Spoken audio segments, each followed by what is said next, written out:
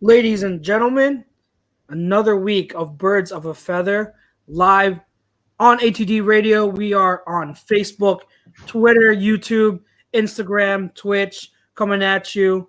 It's myself, Chucks. We got Mr. Pete Evans and Kevin Godwin.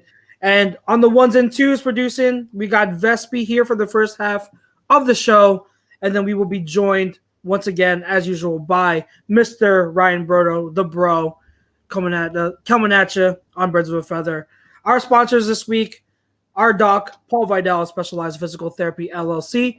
Find them in Burlington, Cherry Hill, and Princeton, specializedphysicaltherapy.com. And Ambuck Services Gutter Cleaning for rotted board replacement, deck installation and restoration, tree trimming, and other gutter-related services. Call 856-879-5530 or visit them at mbuckservices.com. And then Kevin's also got a new lined up potential sponsor for A2D. Yes, potential. Yeah. Really excited to have a couple guys on tomorrow night. Check out Body Check Wellness. You can go to bodycheckwellness.com for all your CBD products. Use code A2D, get 20% off. They've got everything from drops to pills to stuff for your pets.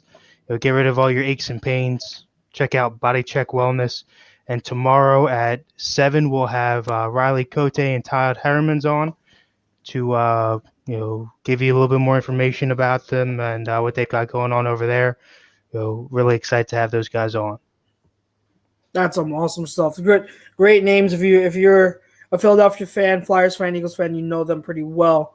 I'm very excited to have them on interview tomorrow. That's going to be really, really awesome to see and to hear from them. So definitely tune in, guys, to that interview. It's going to be a great interview. And like Kevin said, check out their stuff. So this week, we have got some stuff to talk about, a few things regarding one safety from the New York Jets.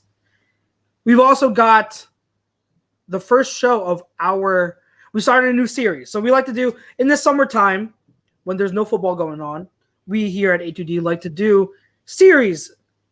So our next series, kicking off today, is our top players since 2000.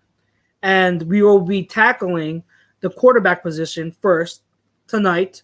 So definitely, if you're listening in, tuning in, do a little bit of quick research now. Look up who you think should be how you would rank the top quarterbacks since 2000, and then drop it here in the chat on Facebook, YouTube, everywhere else. Let us know what you think. But before we get to that, let's talk about the news, the rumors from last week about Jamal Adams, the safety from the New York Jets. Let us know your thoughts on that. But the reports was that Jamal Adams is seeking a trade. And there was even a list of teams on his wish list. And the Eagles, one of them. Another one of them are Dallas Cowboys. He also got the Ravens, the Niners, the Texans, Seahawks. I'm not sure if I'm missing anyone else. I think we went international, Chucks. International. We got Scotland in the building. Brian Fair from Scotland. Thank you for tuning in. That's awesome. Awesome. Top of the morning.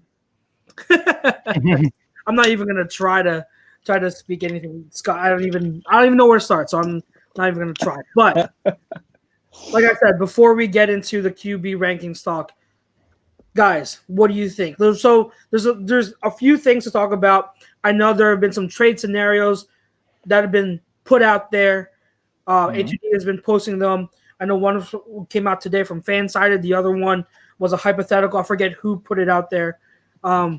So how realistic, from an Eagles standpoint, do you think it is that the Eagles can trade for Jamal Adams? Do you think they should trade for Jamal Adams? And where do you think he will go? And do you think also the Cowboys are a realistic destination for him? So anything you want to talk about in terms of Jamal Adams and the trade rumors, it's all fair game. So Kevin, we'll go with you because with Adams being in your division, I know you're very familiar with him. So what do you think? Do you think he's worth trading for if you're the Eagles or the Cowboys or any other team? What are your thoughts? I don't think it's worth for the Eagles going after. Can he play? Sure. I mean, he's definitely a game changer when it comes to defense. But the two things that stick out most to me is A, the money that he's asking for. The Eagles don't really have it to give with still a couple of holes to fill. A possible running back addition, a possible offensive line addition, in spots like that. And then B, Jamal Adams has been playing on a team that has no one else back there. Like, there's no one else around him to really show off or, to look at. It's not like he's in a legion of Froze Kev already. Frozen like a mixed drink. boom, and he's Oh, Strobe Kev makes a sighting. the best Is it John Will? It's pretty bad. Best. All right, He's Kev. the best of the rest. I mean, let's face it. There's no one else. There we go. There you go. Is he good? No. No. Call a 20-second timeout. Yeah. All right, yeah. If you can hear us, we'll put you on pause. Go figure out your connection. He already put himself on pause. His connection put him on pause. All right, Pete. While we wait for Godwin over there, what you got? What are your thoughts on the Jamal Adams stuff? Before we get into all that, make sure y'all go to Philly Drinkers. Go cop your Birds of a Feather, your favorite A2D show. Go cop our merch. Yes, we legit. We got merch out there. Looking forward to being on the interview tomorrow with Harriman and Cody to talk a little CBD and alternative pain medicine. So make sure to check in for that. In regards to Adams, man, it's really difficult because when I look at the Eagles and what we have already, do we need an in-the-box safety? Yes. Is that what Adams is? Yes. He's best at blitzing. So what we've seen so far, we really haven't seen his true skill set, I would say, to this point in New York, because he's really, like Kev said, he kind of doesn't have anything else back there. We've kind of seen at LSU, but I'm not so much for the money itself. I think Howie will always make it work. It's just this is at this point in time and this late in whatever you want to call this, the off season, what have you. It's just very hard to use valuable assets for a player such as that, especially if you only give it picks. They're like rumor is a first and a third. Like, I can't do that. We already don't have a fourth next year in the Jernard Avery trade, so that means you would just have a second. I mean, I love Jamal Adams. I mean, he was on my team when we did the draft for defense. He was back there. He was on the winning team. But I'm just saying, it's like you don't know what the Jets, and Joe Douglas there, he's not going to give him away. He's not going to give him away. He's going to capitalize on what his value is. So when you say, would I want the Eagles to get him? Yeah, because I mean, it's just you would have an impact player along with Darius Slay in the secondary at both positions. But just what they had to give up with the assets, I just don't think the Eagles have it. I think Dallas may, because I think Dallas thinks that they're closer to winning the Super Bowl than what the Eagles are. Kevin, you good? Yeah, I'm back out of the froze zone. Go ahead and I saw here in the comments. Continue what you were saying. I don't know where you guys where I jumped out at, but that's a good point, Pete. That's the other thing is, the Jets aren't. It's not like the Jets are trying to get rid of him because he's a locker room issue or anything. It's a pure money play. Adams wants to get paid, but he wants to get paid because he's the only one on the defense making plays. Why? He's the only one back there anyway. It's not like there's another big name back there to make the plays. So it's all eyes on him. So you're going to go out and pay for him. And what is he actually going to produce when there's a real team around him? So, it's not it's not like you can say, okay, that guy was a great player on a great defense and know what you're going to expect back. It's really hard to take those shots. Athletically, is he there? Sure. But is it, going to pay off in the long run? And then you got to think about it. okay, if they bring him in, what are they going to sign him to? 2-3 years? They sign him Well, I 2 think 3 years. he's under contract for like another 2 years. Right, but Yeah. if they take that option, yeah. right. So if they take over that contract and then you have to actually pay him or re-sign him or extend him, to me he's already not a team friendly guy if he's asking out of a team. So you're gonna take that culture in. That's I think he's a winner. And I think for him in New York, the writing's already on the wall. Adam Gase is your head coach. Not taking anything away from Sam Darnold, but with Gase is your head coach, just how far can you really go? So I think he's a competitor. He's a dog. He wants to win, and he realizes sooner than later he needs to get out of the Jets or become the highest paid player in the safety. But your KFC fan club want to know, Kev, are you on location somewhere? Are you on location in Tahiti, the Maldives, Fiji? What's the islands in France that I can't think of right now that Beyonce and Jay-Z go to all the time? I can't think of it. I'm drawing a blank. But out there in that way are some very secluded, prime real estate vacation spot. Because if that's the case, if you're on location far away, then I can understand the technical issues. But you know what I mean? I would tell you, but unfortunately, it's an undisclosed location. Hashtag Fight Island. Can't really let you guys in. So. Oh my god. If you hear barking in the background, there are my dogs. Well, my dog and my parents' dog. So apologies, but I'm gonna try to get my word in without them interrupting me. But when it comes to Jamal Adams, I think he is a great talent. Great talent. One of the best young safeties in the league. I wouldn't say the best, but I love what he does. And what we've seen from him with the Jets is someone who is a safety that plays mostly at the line of scrimmage. And that's where his strengths are. He'll be playing the box, line up, and he'll cover running backs and tight ends man to man. He attacks. And it's very reminiscent of when Dawkins came into the league and Jim Johnson really unleashed him. And then his leadership skills were often compared to Dawkins. So there's a lot to like about Jamal Adams. Now, I'm not saying he's Dawkins. Please, no one get that, get that screwed up or misconstrued. My point is that he has the way he attacks at the line of scrimmage is similar of what Dawkins or how he did back in the day. And that's exciting. Adams is a great player there. I would love to have him at a great price. I'd love to take him and trade for him. There are things I would consider to give up for him, like, second round pick and maybe a player. I would consider it, depending on what we get back. So, obviously Adams, and maybe if we get back like another pick, something like that, just for starters.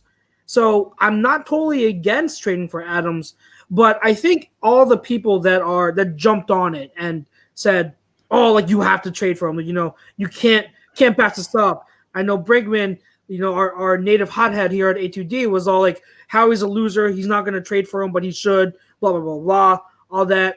But let's calm down because there are some things that are getting in the way of that. One, when you trade for Jamal Adams, that still doesn't solve our issues at free safety. Yeah, we have Rodney McLeod who plays single high, but Jamal Adams isn't known for playing single high. He doesn't do that. Can he? Maybe, but it's a projection at this point, and it's ideally not what he does. So there's behind Rodney McLeod, there's no one except for maybe Avonte Maddox based on limited snaps we saw from him in 2018. So that doesn't solve that. There's overlap with him. If you get him, he's going to play a similar role that Jalen Mills will, that Will Parks will, and that Kayvon Wallace was drafted to do as well. So there are some overlap. Now, Jamal Adams is absolutely the superior talent. So I'm not saying those three guys are going to prevent me from trading for Jamal Adams. Right. I'm just saying you got to watch your price now because there is overlap. And then you got to consider finances. And I get it that we trust Howie and that he'll take care of finances, and that's his forte. And I have faith in him too. But at the same time, you can't use that as an excuse to go trade for every star player or every elite player in the league. Like the salary cap it's real, guys. Like it exists. And Howie, even though he restructured a lot of players' contracts to make things work, that doesn't mean that we're off the hook. At some point, we have to pay all these core players on our team. All the guys from, we have countless guys. Javon Hargraves, Carson Wentz and his huge contract, Fletcher Cox, Zach Ertz. Like the list goes on. There are so many veterans that we're going to have to pay eventually. We cannot not pay them. They're going to be paid, and they're going to be against our cap. So investing and trading for Jamal Adams, who 2 years from now is going to want to be paid. He's going to want to be paid the highest paid safety in the league. He wants around 17 mil. Is that financially feasible? I don't know. It depends on what veterans and core players you're willing to give up. If you're willing to give up this and this person to trade for Adams and then sign him long term, then do so. But it's not like we can keep everyone. So from the Eagles standpoint, I would love to have him, but I'm not giving up everything and thinking it's a must to get. And when it comes to the Cowboys, I think they would be more willing to trade for Adams. But at the same time, let's not forget, Dak didn't sign a long-term contract yet. He signed his tender, and that only applies for this year. He's going to have to be signed, maybe. So if they trade for Adams, does that mean Dak Prescott is out of Dallas beyond this year? That's something they really got to consider, because they also have a lot of core players tied up in their salary cap for the next, for long-term contracts. So Dallas kind of makes more sense, but they're tied up as well. So I wouldn't say the Cowboys or the Eagles are realistic destinations for Adams compared to the other teams. I think a team like the Ravens, maybe even the Seahawks, are more realistic spots to get Adams. But at the same time, remember that the Jets have him for 2 more years. They don't have to trade him yet. They have the last year of his rookie contract and then a team option. They don't have to trade him yet. So the ball's in their court. They have all the leverage. So let's slow down on the Adams trade talk to the to the Eagles. Let's not worry so much and freak out that the Cowboys are definitely going to get him, because that's definitely not a certainty. Right. Now, let me ask you guys this. As far as the possible trades that are out there, there's another that has surfaced, and that's the Eagles trading for one Sir Joe Thuney from the Patriots lineman. If you're going to make a pick, as far as one or the other, which trade would you rather see them go after first? Adams. Probably Because Adams, but again, I'm a believer in Jeff Stoutland. That's my only thing. It's tough because it depends on what we have to give up. Because with Thuney, I'd love to have him, but I'm not.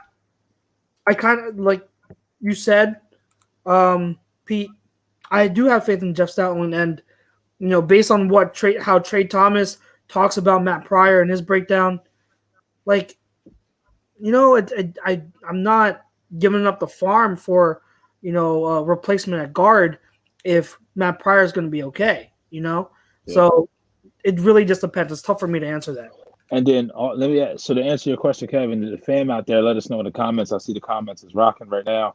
Don asked a question about $15 million a year, reasonable for Jamal Adams. Yes, I mean that's probably the going rate for a safety. I agree with that. But would you rather trade with Bill Belichick or try to trade against Joe Douglas? I'm taking Joe Douglas. Well, and yeah. If Bill Belichick is open, listening to offers for Joe Thuney, that speaks volumes for me. Volumes for me. Well, the Patriots, I believe it was 2 offensive linemen we did draft, and our offensive line is usually an area where we have been tend to stacking up more and more after the Andrews injury at center for us. So we have been, stockpiling more linemen for that reason. But with that being said, the only piece I would even want off the Eagles that seems tangible to me is Goddard, and I don't even want him anymore. Man can't even take a punch. So. Oh, stop! That wasn't a punch. That was all you can be. Oh God. That was a tiger uppercut. Sag it, man. That was also a sucker punch. Came up until Yes. without him looking. So gotta have your head on a swivel, as they say. Prism 280 says trusted Matt Pryor. He's 25, and from TCU, the O-line factory. I mean, it's a good point. Like I've said last week, I'm not the biggest Matt Pryor fan because I think he has limitations on when it comes to athleticism, but I do think he can be a solid, a decent starter. And that's not, I think that's fine. If he plays well with Kelsey next to him and Lane Johnson on the other side, because remember, O-line success is also about unity, learning how to play as a unit altogether, not just standalone. Are you going to pancake your guy or not? It's about how well you communicate with your line mates. And if they have enough chemistry, I'm not going to be too worried about Pryor. He won't be able to do the things Brooks does, but he's not going to be a concern as some people might think. So. Yeah, that's true. So let's get in, man. We had a lot of comments already chiming in on the poll question. So the poll question was, Chucks, and this is where you come in. I knew you'd love this one. Knew you'd love this one. So, but it was essentially is Brady, is Peyton Manning? Was it the second best QB, or is it really Drew Brees or Peyton Manning? Is Drew Brees? Drew Brees is a greater all-time QB than Peyton Manning. Agree or disagree? False lies. That's false lies. That daggone poll. Whoever agrees to this poll, you need to have your head examined. Like TA says, you got a clue? You get a clue? We're selling clues over here. Like, if you believe, if apples to apples, you put Peyton Manning with Sean Payton and that offense, and they only win one Super Bowl, I highly, highly, highly doubt that. Highly doubt that. And you already know my feeling on Drew Brees. I feel like Drew Brees has benefited so much from being on Sean Payton's coattails. I think, don't get me wrong, Drew Brees is an above average quarterback. Don't get me wrong. But to be in those realms and to be spoken in those conversations is an all-time great when your numbers are so padded. Yeah. Of course. Who yeah. who doesn't? Don, who doesn't? And trust me, listen. And he's correct me if I'm wrong. Don's not a Lions fan. He's a division rival. Aaron Rodgers is probably, when he was on 2010 to 2012 or 13, I've never seen anybody play the position like he played it and be able to throw the ball the way he throws it. Until not even. You know how ridiculous that sounds? What do you mean? Stop, Kev. What does Kevin say? I swear, Kevin. What do you? I'm gonna answer that in a second, but I'm just gonna sum up what you just said. Before you go real quick, you have the right number on. You have the right number on.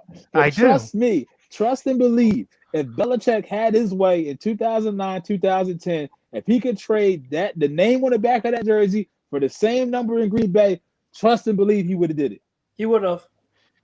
Listen, I'm just gonna say how ridiculous you sound right now, and just for the pure fact that you said Aaron Rodgers for those 3 years was the best quarterback. No one has ever thrown the ball better. Okay, but when's the last time I checked that his career was only 3 years long? Never. You got guys that have been doing it. Okay, and what's he doing right now? Sucking it up. Is Drew Brees? No. He has the highest quarterback. Where did Drew Brees go? Aaron Rodgers can still throw deep. Drew Brees can't. Okay. His arm is shot by week 8. He doesn't have to.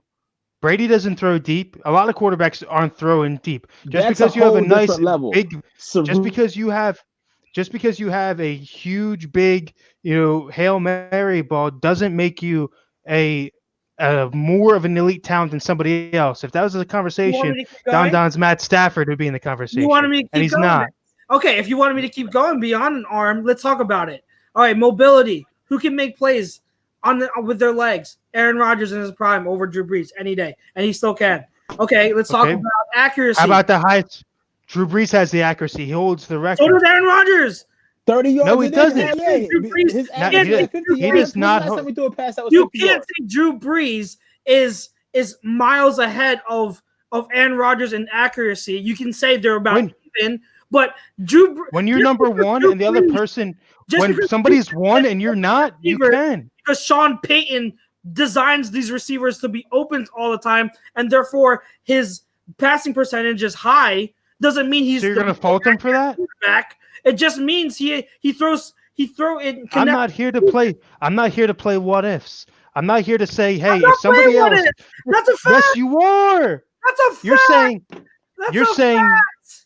You're discounting what somebody's doing with the team that they have and the system they're in versus somebody else. You're saying because of the team that's around them, that makes him good. I don't believe that. I'm putting context behind numbers. I'm saying if you're going to talk about accuracy and then try to go to pass percentage, that's not a good enough reason. That's not a good enough evidence to back up your argument. When you watch them both in their prime, they are both elite, accurate passers. I didn't say Aaron Rodgers is better. I just said there's no way you can say Brees is miles ahead of Aaron Rodgers. If anything, they're about even in terms of accuracy. Listen. I don't necessarily have him miles ahead of him. I have him one slot behind him. In terms of what? Accuracy? Actually, hold on. Sorry, I actually have him 2 spots behind him in my top 5, which we'll get to in a second here. Man, listen, you think Drew Brees in Dallas, that throw to Jared Cook, Drew Brees makes that throw? Does not make that throw. I don't think they get in a situation where they have to make that throw. Okay, and whose job is it to get in the situation not to make it? Is it Drew Brees or is it the head coach? To me, it's your quarterback. Okay, Kev. I mean, I don't see how. If you're a field general, 2-minute drill, go win the game. Personally, I want Brees. When has Drew Brees done that? When he's not getting screwed by the refs, but that's neither here nor there. Did he do that in Minnesota? That's neither here nor there. Who do you guys got number 1? We'll get. Wait, hold on. We're circling back to it. Also, I just want to touch on one more thing. I want to touch on one more thing real quick. All right. They're going to be coming up again. You know that phrase, 1's an anomaly, 2's a trend, 1 is an anomaly, 2 is a coincidence, 3 is a trend. Well, there is no other QB who trends in making Hail Mary passes than Aaron Rodgers. There's no one. Aaron Rodgers is connected on 3 Hail Marys in his career. That's insane. And they're all highly, highly, highly skilled throws. So don't tell me that don't downplay Aaron Rodgers' skill. Until Patrick Mahomes, there was no QB that we've seen do what Aaron Rodgers could do. There was no total package in terms of anything. Now, it's not his fault that Aaron Rodgers was in Green Bay with a coach that refuses to update his system year to year. It's not his fault. Mike McCarthy wants to stick to his 1990 West Coast offense playbook and not update it with the times. He carried that team. He absolutely did. Here's what I'll say about Aaron Rodgers. I personally, I've always said this. As far as a athletic gift, I would personally prefer him over Brady. Okay, as far as an athletic gift, he is my type of quarterback. Wait, you don't like running quarterback? That Frank. Snip that. Rodgers is not a running quarterback. I know. I'm kidding. No, Rodgers is my prototypical type of quarterback. Okay. But in my rankings and where I see these other guys, it's the intangibles and the football mindset and the ability to go out there outside of the play calling that makes that upper echelon. Yes, he's in there. He's in those elite quarterbacks, especially over the past 20 years. But for me, I don't think that in a showdown, I'm talking about these top 5 guys. If they're all in a 2-minute drill scenario, you have to go think on your own and win a game.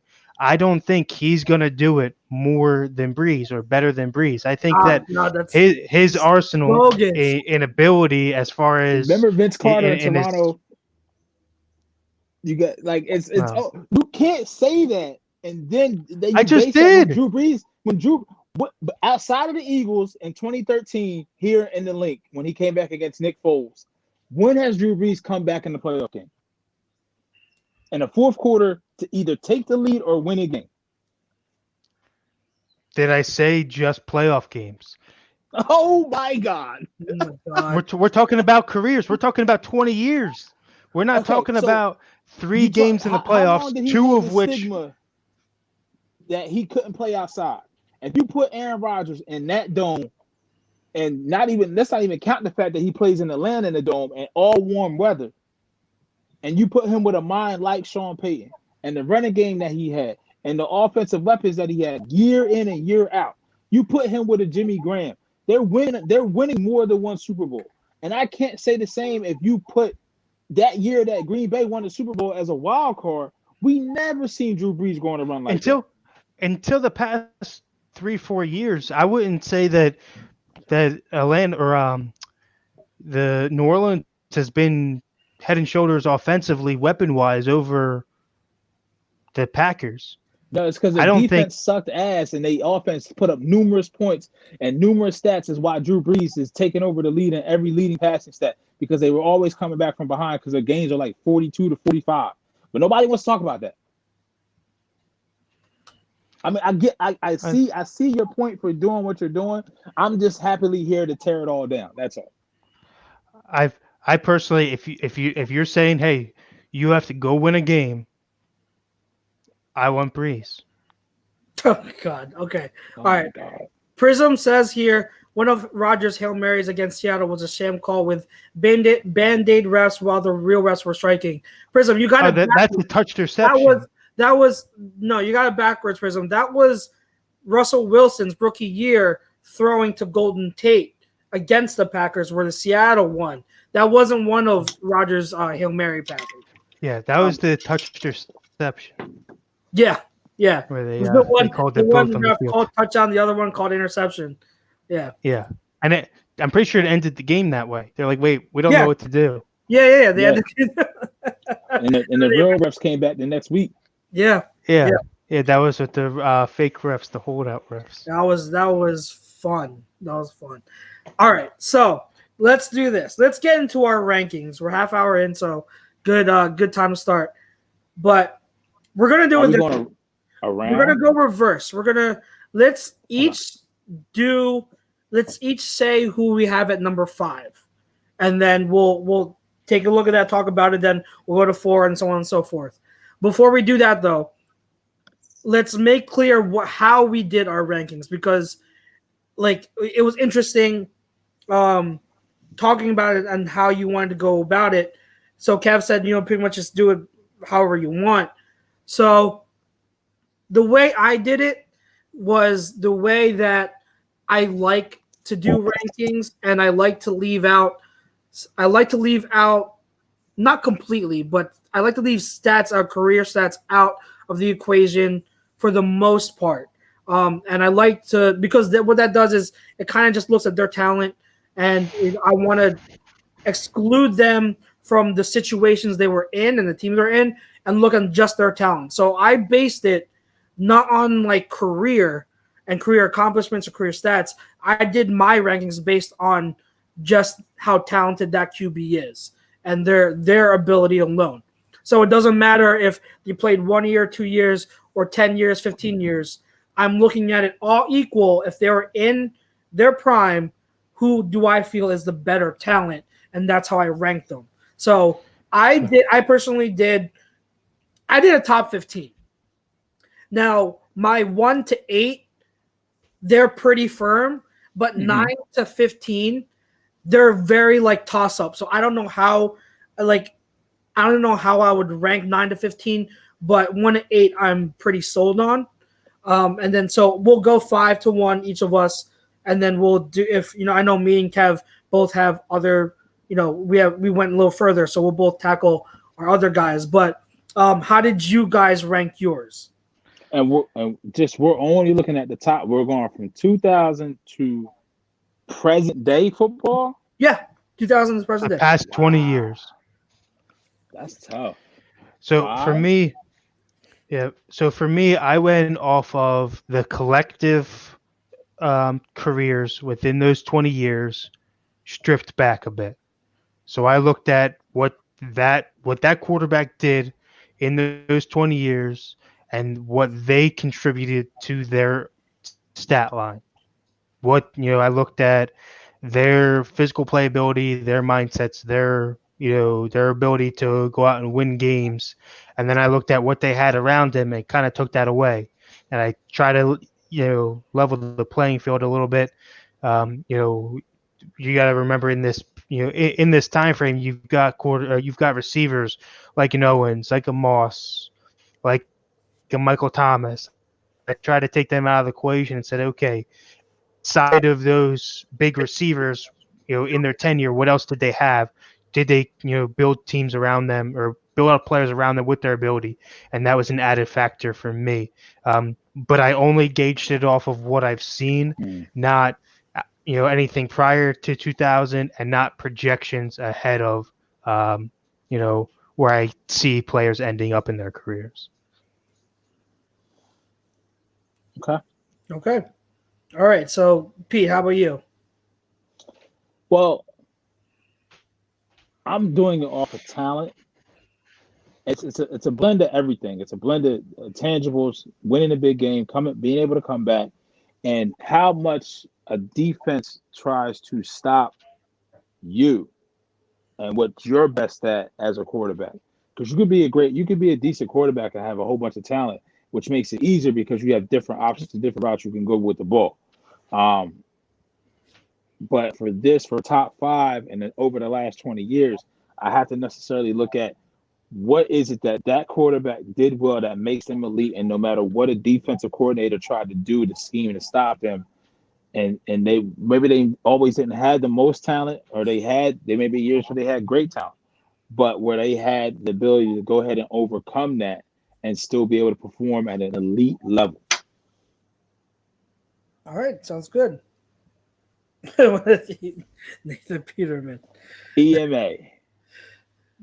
Is there even like a number we can put? I don't know if there's enough numbers. Can we go negative? Go negative? Yeah, we have negative numbers. God. Taylor Bauer says half our fan base, Nick Foles should be number 1. Oh, God. Don't remind me. Don't remind me, please. Please don't remind me. All right. Let's go. So let's start with 5. Kevin, let's start with your number 5.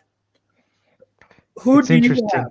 So I think overall, I think we all kind of approach it as in a similar fashion that we try to take out external factors as much as possible, or to at least to some degree, and just look at the QB alone and what how talented that QB is, and whether that's a combination of physical and intangible traits. So I think we have a similar criteria to go off of. So that's good. And I want to make that very clear before we say these rankings, because a lot of people maybe I don't know how you guys ranked it, but how I know for how I ranked it, people, if they don't know that context, they might jump the gun and be like, what? But let's make it clear. It's not based off of just accomplishments and career stats and all that. It's based on how we think they are good alone in the vacuum without the team supporting them, a coaching staff. If they're all equal, how good do we think that quarterback is? So, Kevin, let's go with your number 5. Who you got? At number 5, I have the one we've already spoken of, Aaron Rodgers. Oh, jeez. Number 5. Pete, where do you have at 5? I'm not gonna say anything. Nope, I can't do it. I can't do it. 5. Okay. Number 5. This was a tough one between 5 and 6. Okay. 5 for me is Russell Wilson. Yes, we're on the same page. That's my number 5. That is my number 5. 6. Michael Vick was a close one. He was a close one.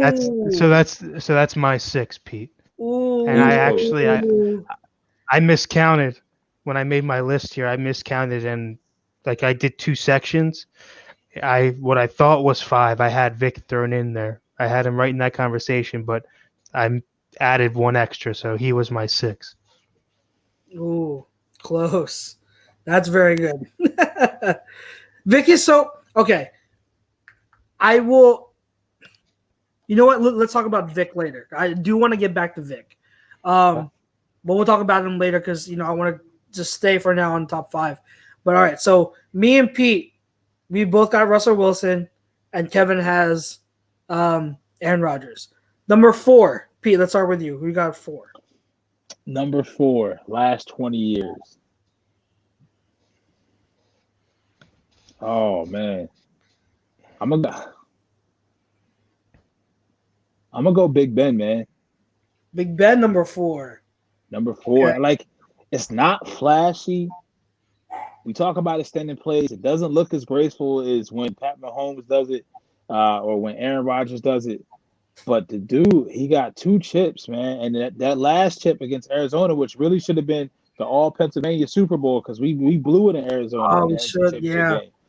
But that drive at the end, dude, those throws are on the money. And then that throw to Santonio Holmes that's what we talk about coming up clutch of big moments. Has he had his shit games? Yes, he's had. Has he had his games where he just kind of threw it in? We all talk about the Jacksonville game in the division round of the playoffs in 2018 season, to be honest. But he just didn't show up. And we all know about his off-the-field issues and things of that nature. But, I mean, when it comes to just being day in and day out, not really even caring to do those, he rolls out of bed, puts his uniform on, and he just got a cannon for an arm.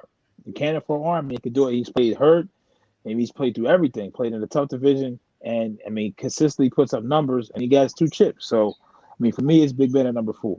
Gotcha. Yeah, Big Ben is a very underrated quarterback for the era we play in. He is a true Steeler in the fact that he's a blue collar-esque, get up, go get the job done, bigger build guy that he's not running out of the pocket. He's going to try to fight through the pocket and come out of it. So that's a pretty old school mentality when it comes to quarterback, having a bigger guy at the position. So he goes under the radar a lot. He's in my top 10, just not 5 for me. Gotcha. Big Ben, he just missed my top 5. I have him at 6. So that's what I have. Before we say the rest of ours, who is it? Tumbo says Russell Wilson should be 3 at the lowest, and he follows up by saying, Chucks, by how you said you're ranking QBs, ain't no way in hell Russ could be 5. Now, let me say this, to be fair. Very, very tempted to put Russell higher. So I totally hear you. Trust me. Completely hear you on that. And it was very difficult for me to put Russell Wilson at 5 because if anyone knows me, I love Russell Wilson. I think Russell Wilson should have been an Eagle, but they waited too long and got beat out by the Seahawks to picking him in 2012 draft. So but since then, and I've been a huge fan of Russell Wilson. I think the world of Russell Wilson, and when it's when you come down to this criteria, yeah, you could definitely make an argument he should be top 3. So I totally get it. I understand, and maybe I did put him too low. The only counter argument I'll say to that is, as you'll see with my top 4, I have a lot of respect for these top 4 guys as well. And while their physical attributes might not be on the, with some of them might not be what Russell Wilson's are, it's the mental side of the game that they put, they really put it like at the next level, and it's really hard to put people ahead of them. But you'll see. But very good point, Tombo, and I get it. Trust me, it's understandable where you're coming from. I totally get it. Kev, did you say you had number 4? No, but great segue right into my pick because I have Russell at 4. Russell 4. There you go. So we're all pretty high on Russell, and it's tough to say because at 5 you act like it kind of seems like it's low, but with the names on here, it definitely is tough. And I want to put Russell Wilson higher. Just we're talking splitting hairs here. So I hope people understand that. But I love Russell Wilson. You'll almost never hear me say a bad thing about Russell Wilson. I love him. Love how he plays. My number 4, which again was really tough for me to put here because I've been a huge fan of this guy for so long. But I have at number 4. I have Peyton Manning at number 4. I know. Number 4, I have Peyton Manning. Trust me, like it's. I hated putting him low, but if I'm going by my criteria, I had to put him there. And when I get to my, when I continue this conversation, I'll explain why he's there. But man, trust me, I don't like putting Peyton Manning this low, but that's just how it kind of fell out. Then don't. No, I would not put McNabb in the top 5. I don't even have McNabb as a Hall of Famer, so I'm on that wagon. So there's no way he's making my top 5. Kev is probably gonna want to do best fullback since 2000. It's funny because Chrome said that. Chrome was, are we doing a fullback list? And for Kevin, so maybe we will. Don, yes, I know. Trust me, I know, and I kind of hate myself for putting him this low. I kind of do, and I'm so curious to see who you have in front of him. That's my only problem. There's one guy, it's number 3, it's questionable. My top 2, I'm confident in, but it's number 3 where I really was questioning myself if I should really put him there. So Peyton Manning should have been I was debating Peyton Manning at 3, but I put him at 4. What were you saying? All right, so I can already tell Brees is not in your top 5 whatsoever. No. Okay. No. So that's going to further reiterate the whole question. That's all. Hit that home. Yeah. Okay, so. Yeah, don't worry. I wouldn't. Yeah, don't worry. I'm not. No, there's no flip flopping or inconsistencies here. Trust me. So Kev, wait, hold on. I'll say who I have at 3 to kind of explain why I have. You sure you want to do this right now? What you just did? You might want to take a minute. So, Peyton Manning at 4. It breaks my heart, but ever since Super Bowl 41. I had to give it to this guy, even though I didn't. At number 3, I do have Tom Brady at number 3. I have Tom Brady at number 3. And no, I don't regret it. Mary, I don't regret it. Chucks is on the sauce again. I don't regret not having him in the top 2. But my mind is blown right now. Go ahead, let it be blown. You said you were absolutely positive that 1 and 2 were etched in stone, and number 3 you could have flip flopped with 4. So in the past 20 years, you were going to put Brady at number 4 on skill alone. Yeah, because I think go put the drugs down, Chucks. I'm going to need you to take 5. Take a lap. No, why? Because get some air. Because Bill Belichick is more of a reason for the Pats' success than Tom Brady, and I've been consistent with that. Bill Belichick is amazing and the best coach in the league. Okay, so Don, he's not okay. When you have Tom Brady as now, we're talking strictly about talent. If you're talking about accomplishments and everything like that and greatness, then then yeah, if I'm gonna factor those in, I'm gonna have Tom Brady at number 1. He's the greatest of all time, but you have to realize there's a difference between greatness and being the most talented. Greatness, you're talking about legacy, accomplishments, being able to win, and all that, and that's why Brady is. No, that's why Brady is the GOAT, because he's won 5 rings. That can't be debated. He's had all these wins, so he's the greatest of all time. But would I say he's the most talented? Absolutely not. I don't think he's the most talented. So first off, it's 6 rings. Just want to make that clear. Second off, you don't get 6 rings without having talent. Yeah, I don't understand. He doesn't have talent, but all these top 5 people, these quarterbacks have talent too. I'm not going to ignore their talent just because Brady has 6 rings.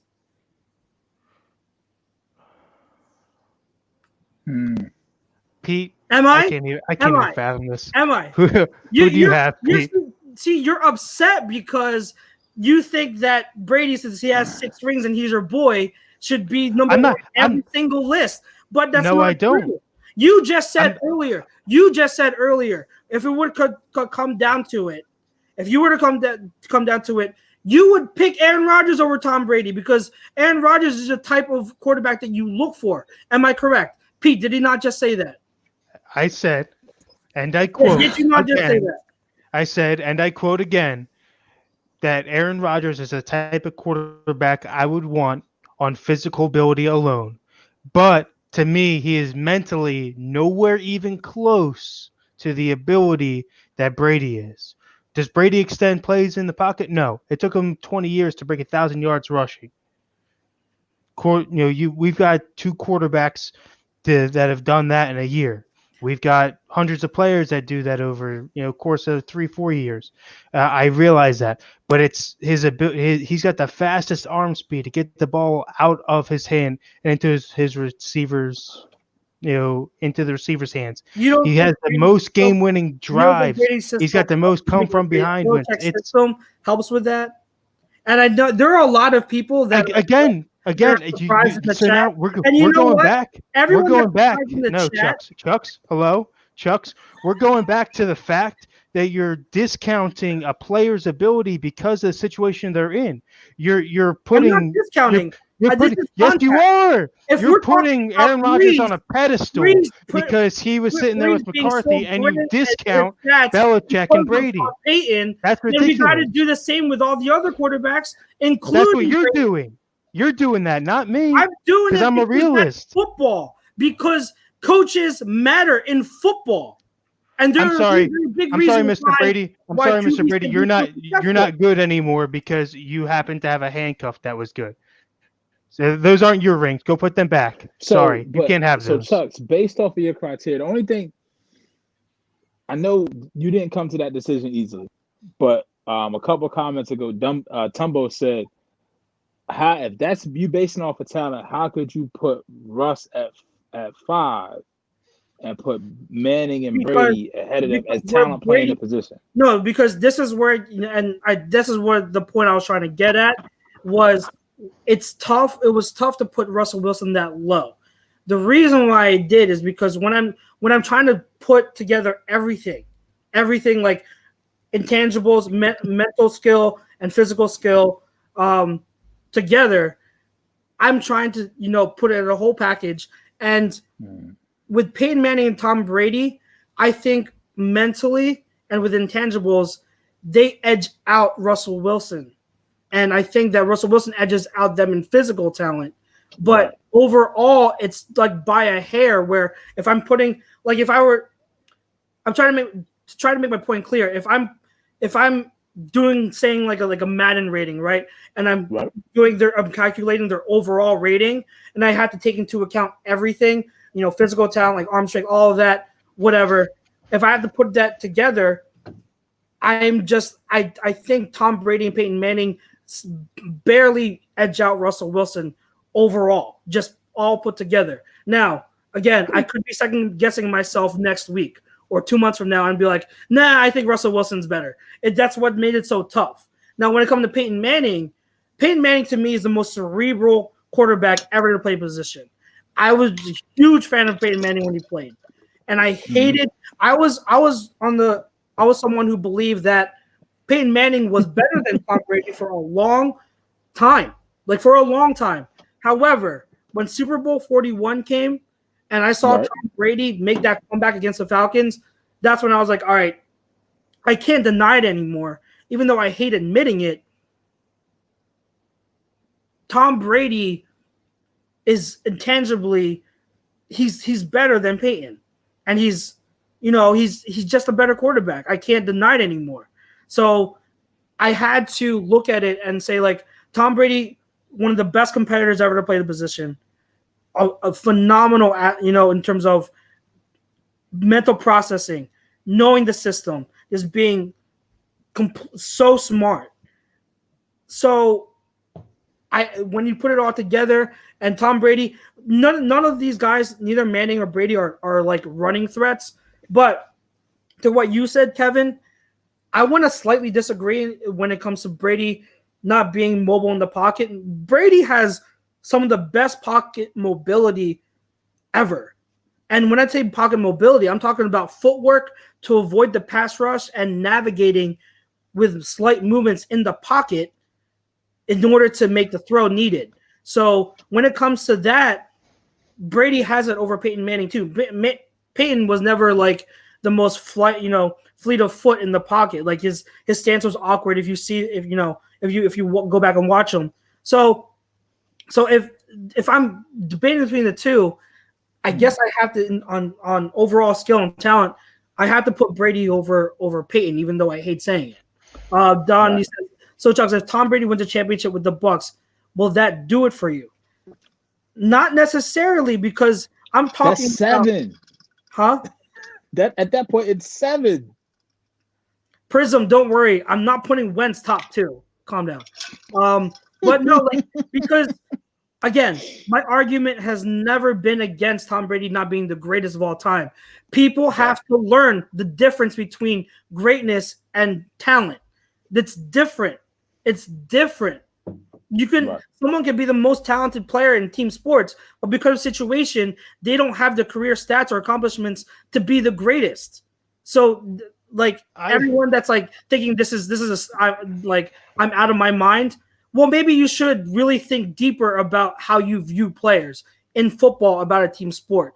There's a difference. Tom Brady, what if you had put another quarterback in the Patriots for Bill Belichick to coach?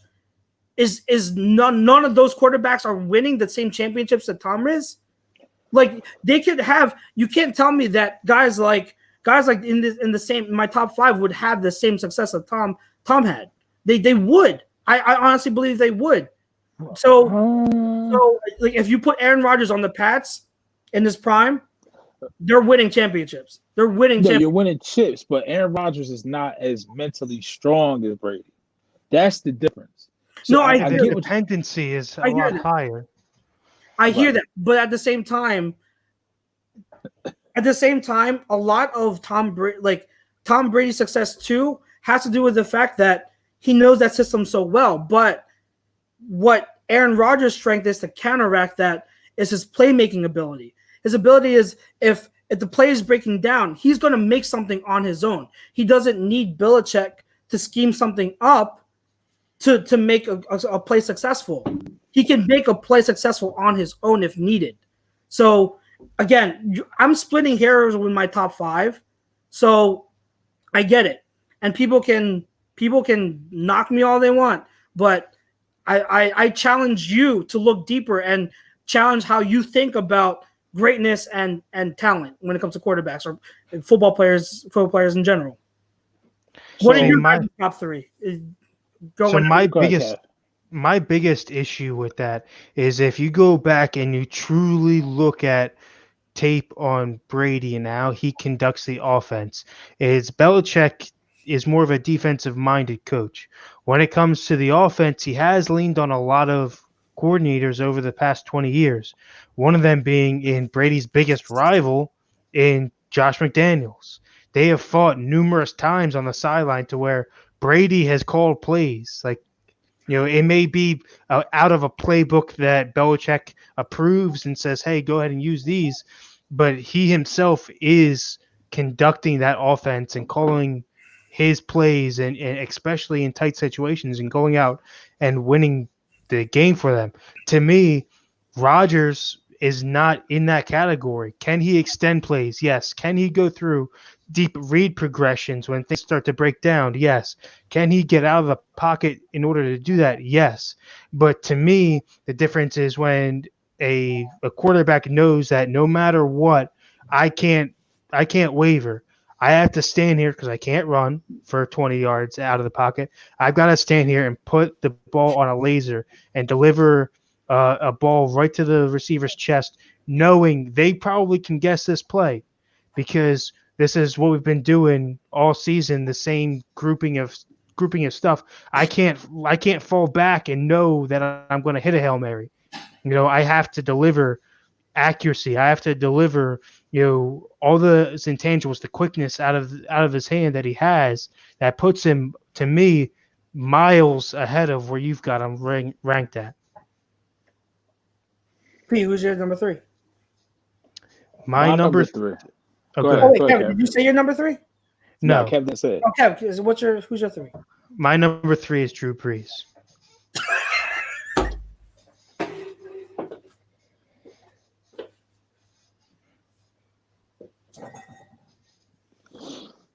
I mean, I get it why you put him there. I get it, but I mean, just talent wise, it's hard for me to find what Drew Brees is like number one attribute that he does better than anybody else.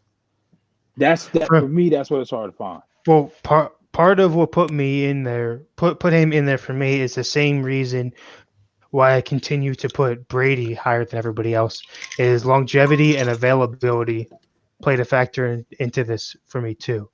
Is you could have hot streaks that you go out like Rodgers has had, a big 2012 year where you're throwing for 5,000 yards, where where every game you're scoring 30 points. But to me, Brees has done that for the length of his career, and with a lot of underknown receivers outside of the most recent with Michael Thomas. It hasn't always been that way down there, and with a lot lesser defensively powered teams than what others have had to lean on. So to me, his career is very stripped back as far as what you're looking at. It has been a lot more on him to develop versus having something else to lean on a little bit. Okay. Yeah, I get it. You want to really get on me for my pick, my selections. You have Brees as number 3? At number 3. Okay. All right. That's cool. Tumbo says, it's not that you are out of your mind. It's that you told us how you're ranking your players. Clear by your criteria, your list doesn't match how you said your record is going to be. I disagree, Tumbo. As I explained, I'm putting everything. I'm not only looking at physical ability. I feel like you're putting so much emphasis on only physical ability. I'm not. I'm taking into account physical ability, mental processing, intangibles, all of that factor in. And that's why I have Brady and Manning higher than Russell right now. So my criteria does match. It's just that you need to look more at intangibles and the mental side of things, because it's not just about physical. If we're talking about physical ability alone, when it comes to talent, then sure, Russell Wilson will absolutely be higher. I said I might consider Wilson at number 3, but my list matches my criteria definitely well enough. Pete, you're number 3. My number 3.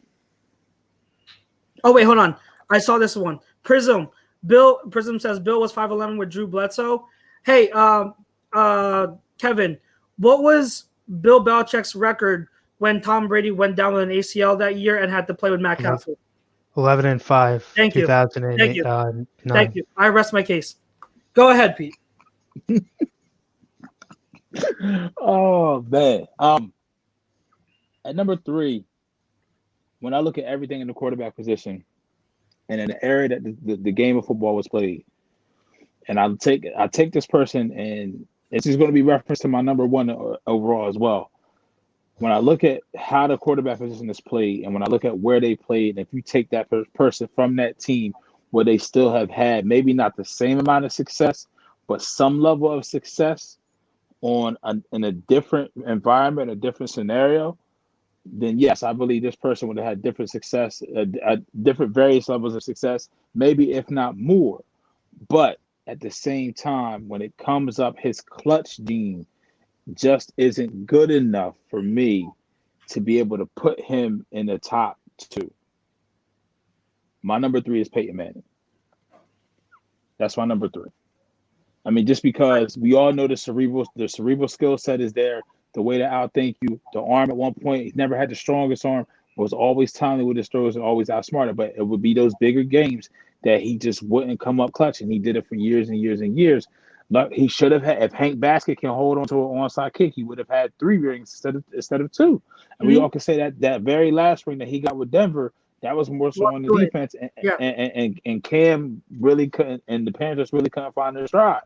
The moment was just too big for them. So when I look at overall, if I can have any quarterback over the last 20 years, and they could come out, and if I had the 3rd pick overall, I would be able to rest my head and sleep easy, taking Peyton Manning at number 3. That's me personally. Yeah. Tumbo says, other than pre-play adjustments, what does Peyton do better? I'm assuming he's talking about Russell. Pete, yeah, he's definitely a Russ fan. Do you want to tackle before I do? Because you just talked about Peyton. Yeah. So what Peyton does better is be able to anticipate, and it's hard because the thing that it's a gift and a curse for Russ. It's a gift with his athletic talent, his arm, and the way he can extend plays and make plays.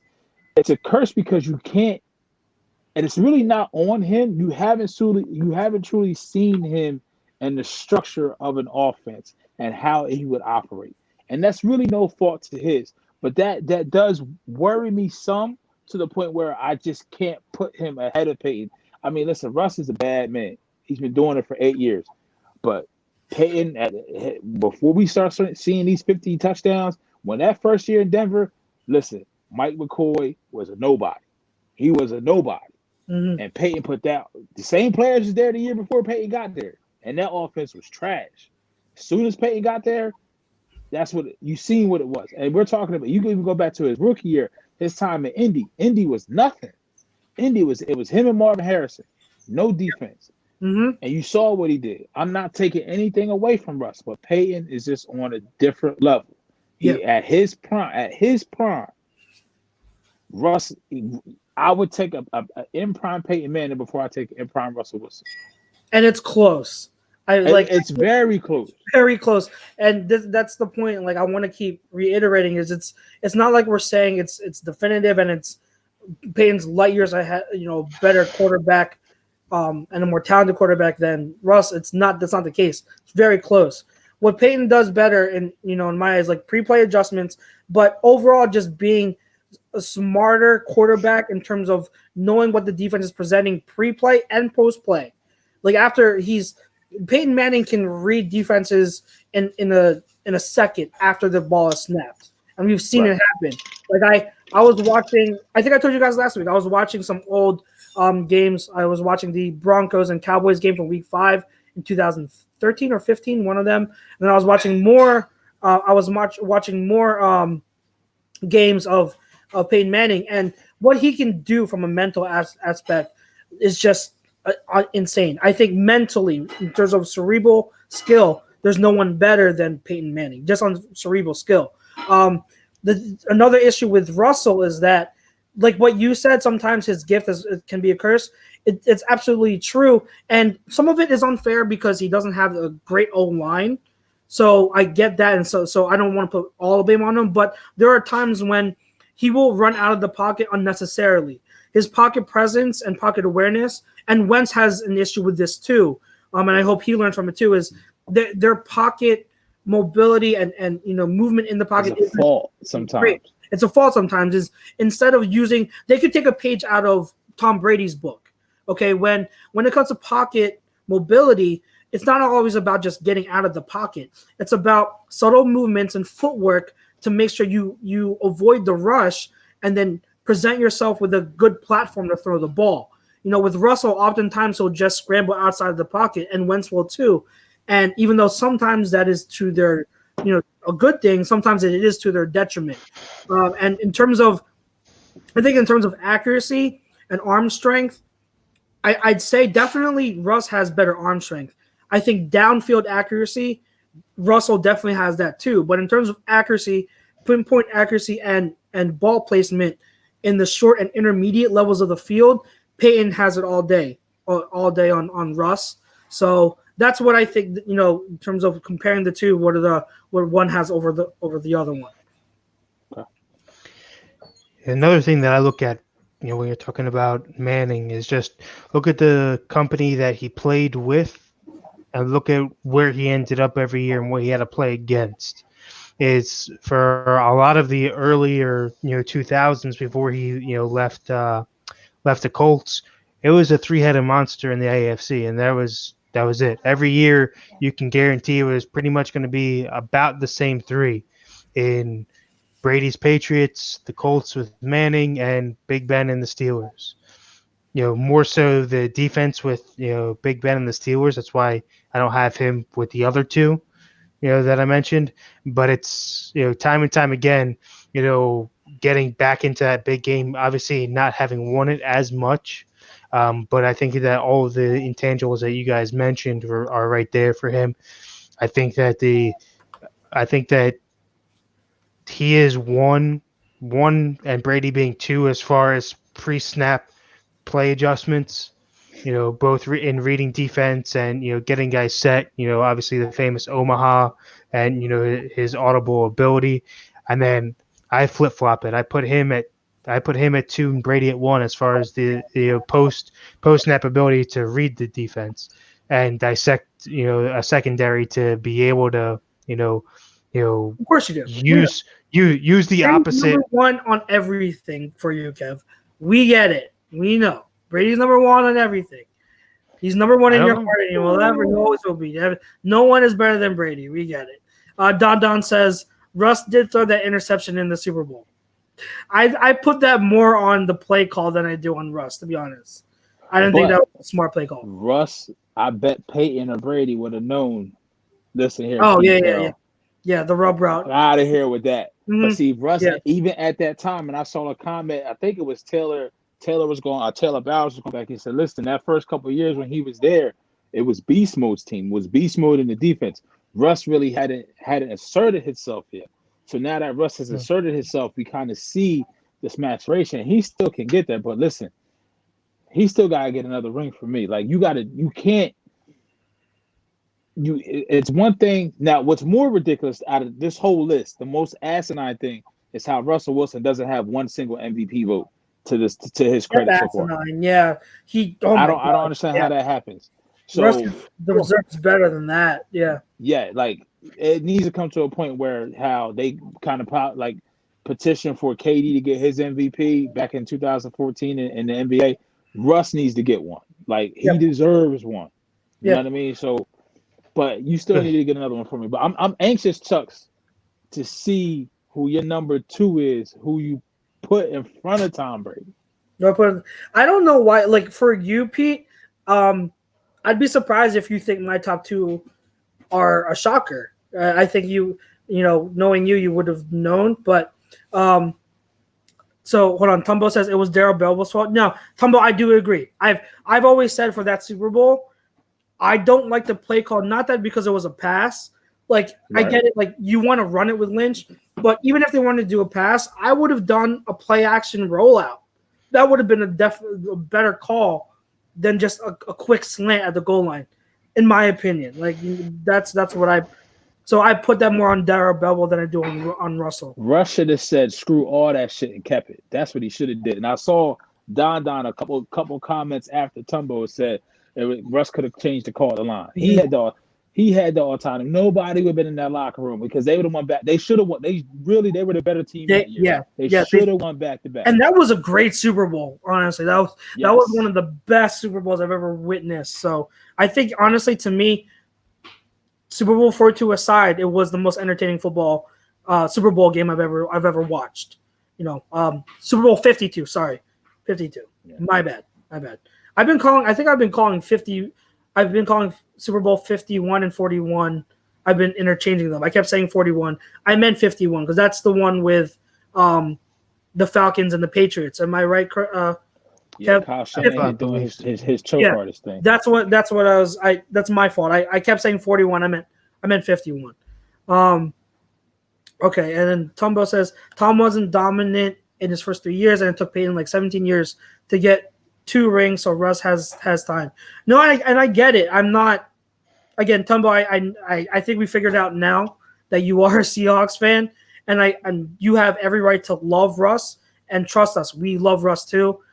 Yes. Making a list like this and trying to be objective, it's very difficult. So I could have had any of these 3 that I named.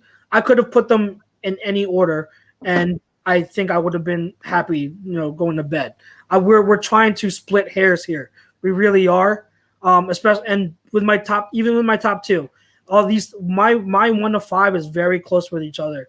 So it's tough to really argue against any of it, except for Kev. Kev's Brees at number 3 is ridiculous. So, Pete, let's go to number 2. Who is your number 2?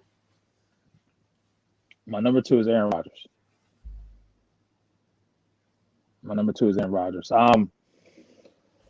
Dude, I've never seen somebody make it look so easy. I mean, listen, Mahomes makes it look easy, but I just think that people who are 18, 19 years old, 20 years old watching Mahomes now, do yourself a favor and you go back and you look at 2009 to 2013 Aaron Rodgers before he started getting nicked up with the injuries. My man would just flick it and it just goes. It wasn't a throw he couldn't make. And unlike what we've seen from Russ so far, it's really not, once again, it's not to Russ's detriment. We've seen him do it in spite of a flawed, structured offense, without a consistent running game, without having a various array of weapons. Now, don't get me wrong. 2010, when they won the Super Bowl, boys was hot. They won it as a wild card. They came in here to Philly first, and Mike Vick underthrew Riley Cooper. Yep. I mean, but from there they just went on a roll, and Pittsburgh didn't know what to do, and it's Aaron Rodgers had that moment. That was that first true off season, and a couple years later we saw Joe Flacco have his moment where it's just you can do no wrong, and that's what. But he kept that going to where even now if you look at their team in Green Bay, outside of Devontae Adams, Aaron Jones had his good year last year, but before that, he wasn't nothing to write home about. And Aaron Rodgers, he's nowhere near the quarterback he was 2 or 3 years ago because people forget he's been in the league since 2005. 2005, he was in the league. I think he got the starting gig in 2008, 2009, something like that. So to do what he's done and to play the position at the level he's played it, the biggest knock on him, why I didn't put him 1, is just for one, he's a jackwad, and he's not a nice person. We all know that he can be very difficult to deal with, and that to me doesn't scream true teammate, true winner. You know what I mean? That epitomizes that emphasizes what I think of the ideals of a winner at the quarterback position. But and he just the mental, like he hasn't done it. He hasn't been able to elevate beyond that. And even with that being said, in spite, it's like splitting hairs between 2 and 1 for me. But with that being said, I had to put Aaron Rodgers too. Gotcha. To follow up with Aaron Rodgers, and I know Kevin, you said a lot about Aaron Rodgers too. When it comes to the intangibles and when it comes to his leadership, that's been in question over the past 1 or 2 years, with an article from Bleacher Report coming out between him and Mike McCarthy, and that article spotlighted and it asked a lot of players, and there are players who have their sides in the thing. You had players backing up Aaron Rodgers, and you had players attacking Aaron Rodgers, and so when there's smoke, there's fire. And I totally get and understand that there probably is some concern when it comes to Aaron Rodgers' leadership, and I can't deny that. I think at the same time, it is kind of people like to pick on it a little bit more than it should be. Like unfairly, they like to pick on it because he won his one Super Bowl early in his career, hasn't won it since. People have recency bias, and they like to say he's continued to choke. Well, what would happen if Aaron Rodgers won his Super Bowl last year or the year before? Would the narrative be the same? I don't think it would. I think it would be different. I think Rodgers would be seen in a much better light, but because he won his back in 2010, he's been spun in a negative light because he hasn't been able to win one since. But Drew Brees only has one, and who else only has one? Like it's very unfair for Aaron Rodgers to be criticized for some of the things that's said, and he's the guy that has an ultimate chip on his shoulder because when it comes to the draft, he never felt like he should have dropped that far in the draft. And then he thought he was going to get picked by the Niners, and the Niners picked Alex Smith. Can you imagine if Aaron Rodgers was on those Niners teams instead of Alex Smith, the championships they could have won? Like Right. He would have at least had two, at least. So with Aaron Rodgers, he's always trying to prove everyone wrong, and that drives him. But at the same time, it becomes a detriment where he becomes very sensitive. And I've heard that a lot, is that if you say one thing wrong against him, it's hard for you to get on his good side again because he holds grudges, and he never forgets. He never forgets who's wronged him or said some bad stuff about him. And it's a double-edged sword. There's good to that, and there's bad to that. So I think with Aaron Rodgers, I get it with the leadership, but at the same time, it's part of what makes him him. And I think he still does do a lot to make people around him better. Look at the players he's had, and they've turned out to be better than like you guys got guys like Alan Lazard and Montez Valdez-Scantling. Yeah, like they're not great receivers yet. They're catching bombs from Aaron Rodgers left and right. Like he makes people better. Kevin, him and Russ, like their parallels are so great to where, I mean, they do so much good and make chicken salad out of chicken shit so much that their teams really just don't get. And to be honest, Seattle gives Russ more skill position help than what Aaron sees, what Rodgers sees in Green Bay. But then Rodgers gets the better offensive line help than what Russ gets in Seattle. Because when we look at this, they actually traded up to draft Jordan Love. I'm like, well, I like that pick, but I understand that pick. But to me, drafting AJ Dillon in the second round was where they messed up. Yeah, definitely power running back in the second round. That get a receiver. Jeez. Yeah, looking for Eddie Lacy replacement. You mean? I guess. I was just about to say that. You mean Cheeseburger Eddie didn't help Rodgers out any? For like 1 or 2 years, Lacy was a good running back, but after that, he was supposed to be the second coming of like a Frank Gore. So who you got it to? Who you got it to, Kev? For my two, my top two is the easiest out of this whole thing. To me, I've got Manning at number 2. And I will say this, as far as precedent goes, especially for who I have number 1, rings and championships do not, to me, weigh as much as you would think to a point. Because I personally, I only see Manning having 1 ring. That second ring wasn't him. That was one of the greatest defenses of all time.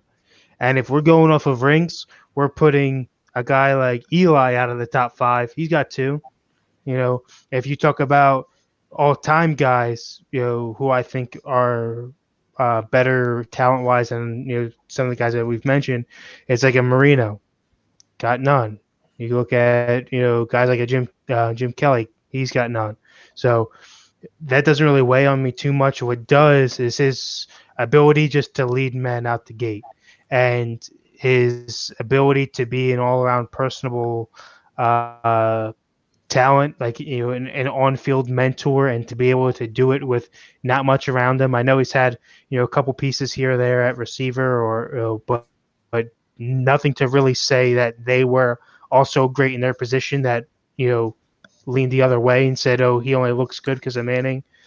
To me, his pre-snap, like I said earlier, is bar none. And I think he's second best as far as post-snap on reading defense goes. I think that he could have played, in his prime, no offensive coordinator. I Yeah. think that, and there's only a handful of guys you can really say that about.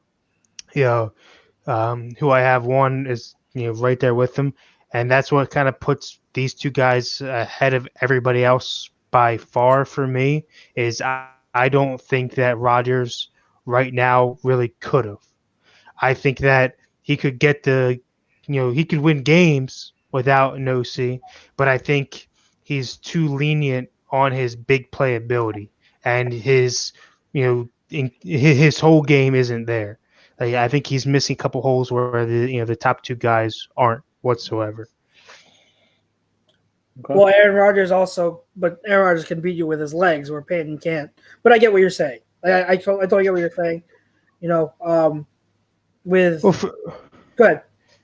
For me, when I look at a quarterback, is I get that legs, is part of the game. But if I'm looking at legs as being a part of the game, I'm leaning towards, a Lamar, a Mahomes, a Vic. I don't personally see Rodgers as being a guy that's going to win a game on his legs. He's going to scramble, he'll pick up a first down, but you're not really afraid of him winning a game because of his legs. You're looking at him extending the play and opening up his deep ball because of his legs. Well, not anymore. Like last season, I think was the first season where Aaron Rodgers didn't really use his legs to make plays as much because of past injury, and he just couldn't. But Aaron Rodgers has always been one who, to me, was a perfect dual threat. When he had to beat you with his legs, he beat you with his legs. He was very athletic, fast, could get out of the pocket and scramble for as many yards as you want. And he was also smart enough to never take horrible hits when he ran. He would always slide. That's something him and Russell do extremely well, is when they're running, they know when to slide. And Wentz, I've said since years ago, Wentz needs to learn how to do that. He doesn't know how to do that. Rodgers knows how to slide.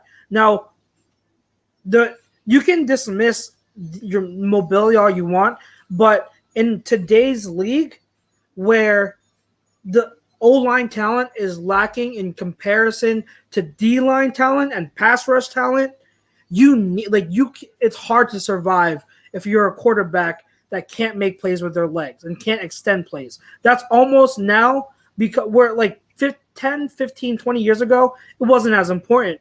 But now in this day and age, it's almost become as important, almost as important as the ability to make plays in the pocket. Because if things break down, you're done. You're absolutely done, and that's bad. But if you're a true dual threat like Aaron Rodgers has been, where you can make plays with your legs if you need to, but you can also be deadly from the pocket, you are a true dual threat. Someone who really beats you either way. The guys like you name, like Lamar Jackson, I don't see him as a true dual threat yet because he still needs to improve a little bit more from the pocket, but he's on his way there, and it's only his second year. So I think eventually he can get there, but I need to see a little bit more improvement from the pocket from Lamar to say he's a true dual threat. But he's a mobile quarterback mainly right now. But with Aaron Rodgers, I don't think that's the case. And same with Russell Wilson. They are true dual threats who beat you both ways.